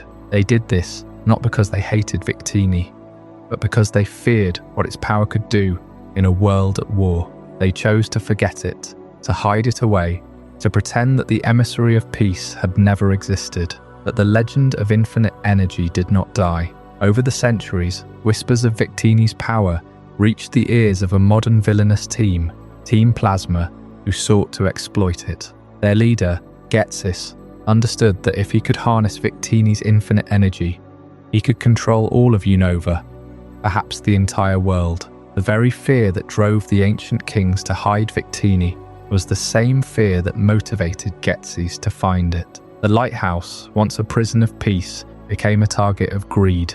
For a time, Victini remained forgotten, its existence known only to a few historians and to those who listened closely to the old tales. The local folk of Castelia City might have passed the island without a second thought, unaware that the lighthouse held a creature of myth, a being whose very presence guaranteed victory to its ally, a Pokémon that could make any battle unwinnable for the opponent. So why is Victini called the Emissary of Peace? Because its power, if used wisely, could end all conflict. But the ancient rulers did not trust themselves. They saw that victory was a double-edged sword. To hold Victini was to possess the ability to win any fight, but that absolute power would only invite more fighting. Better to lock it away, to let the legend fade, to let the world forget that such a Pokémon ever existed. The lighthouse became a symbol of that decision, a monument to the idea that some powers are too great for mortals to wield. Yet Victini did not resent its imprisonment. It waited patiently for a trainer pure of heart to arrive, one who would not seek to use its power for conquest, but for harmony. When that day came, the lighthouse doors opened and the victory Pokémon emerged, still cheerful, still ready to bring victory to those who fought for a just cause. But the memory of that ancient fear lingers. The lighthouse of Liberty Garden stands as a reminder that the greatest power is not the ability to fight, but the wisdom to know when not to. And as we prepare to move forward into the next chapter, we must consider the convergence of all legends, a moment when the threads of every story we have told, from the creation of the universe to the sealing of the victorious Emissary, finally come together. What does it mean when all forgotten powers are remembered at once? That is the question that awaits us. The story we've been tracing across every region has followed a single haunting pattern, from the infinite energy of Victini, hidden away on Liberty Garden because humanity feared its power, to the sealed treasures of Paldea, locked in shrines after an ancient king's greed turned them into monsters. Again and again, the same story unfolds. Humanity encounters something divine, something too vast for its understanding, and in that moment of fear forgets. But here's the thing about forgetting: it's never complete. The myths survive, scattered across the world like fragments of a shattered mirror, and if you hold them up together, you begin to see a single global history, one where the boundaries between Johto and Sinnoh and Galar and Alola blur into something far older. Think of the brass tower in Johto, a lightning strike, a fire, 3 Pokémon dead. But then Ho-Oh descends, and out of that tragedy rise Raikou and Suicune, beasts of resurrection. Now travel west, across the ocean, to the Crown Tundra. There, Calyrex once ruled as a king of bountiful harvests. But when the people stopped believing, he faded into a forgotten legend. 2 stories of divine beings dependent on faith and human memory. In both cases, the divine responds to human suffering.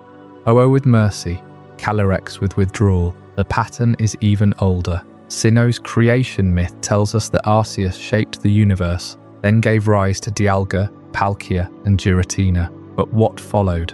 Human interference. The ancient people of Hisui built temples, offered prayers, but also sought control. They forged red chains, attempted to bind the gods. And what happened? The gods retreated into their own dimensions, forgotten by all but a few. In Kalos, 800 years ago, Yveltal spread darkness across the land. The legends are vague, but the result is clear: a catastrophe that nearly erased life, and then silence. Each region's mythology carries this thread.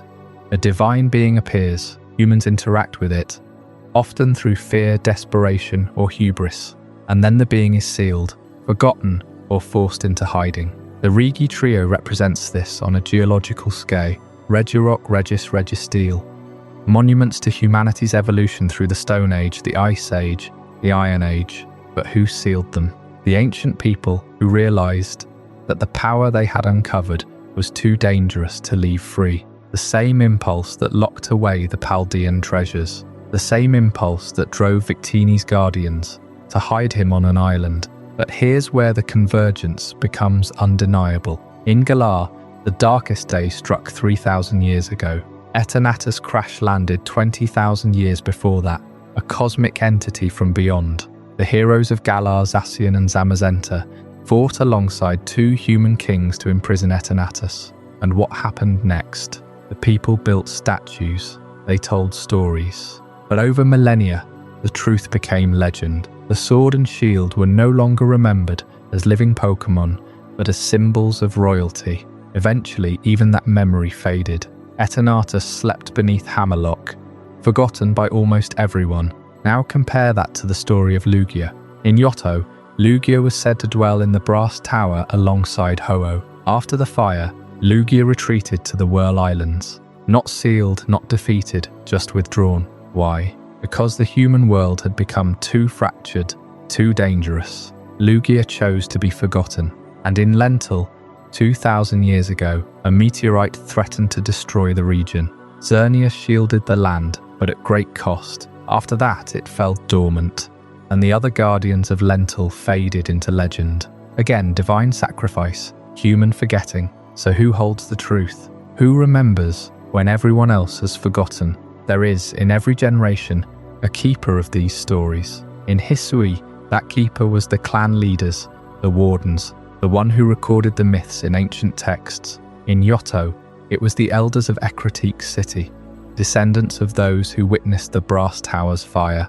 In Galar, the stories were passed down through the lineage of the two heroes, eventually becoming buried in the Crown Tundra's history. And in Paldea, the shrines themselves stand as guardians of memory, waiting for someone who can read the warnings carved into stone. This keeper is not a single person. It is a role, a responsibility, the lawkeeper, if you will, the one who ensures that the truth is not lost, even when the divine withdraws, even when the gods choose to be forgotten. Because forgetting is not the same as disappearing.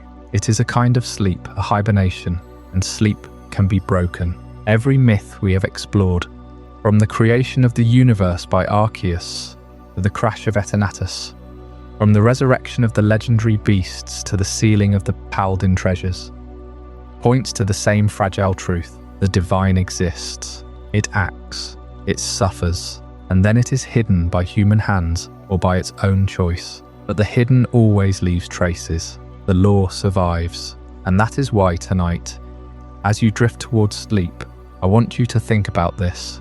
What happens when something is truly forgotten? Not just set aside, but erased from all memory. Is there a limit to how long a legend can sleep? Could a being so powerful that it shaped continents or stars simply vanish forever? Or is there always a chance that it might return? That question is not just philosophical. It is the thread that will lead us into the next chapter, where we explore what lies ahead for these forgotten legends, and what it means for a story that has been sleeping for millennia to finally wake up. We began with the convergence of all legends, seeing how each region's myths stitched together into a single sprawling tapestry. We watched the pattern repeat: creation, human interference, divine response, catastrophe, sealing, forgetting. And we saw that the divine often fades not because it dies, but because belief is withdrawn. The king of bountiful harvests, Calyrex, lost his throne when his people stopped looking up. Victini hid on an island, its power too bright for a world that feared it. The paradox Pokémon of Area Zero slumber in their crater where no one can reach them. But if that is the cycle, then the question is not whether legends are forgotten, but why new ones continue to emerge as the old ones fade into obscurity. Perhaps the answer lies in the very nature of the Pokémon world. The world is alive with energy, with forces that do not require human permission to exist. When a catastrophe strikes, a new protector rises. When a civilization collapses, something fills the void. The legend of the Paldean treasures is barely a few centuries old.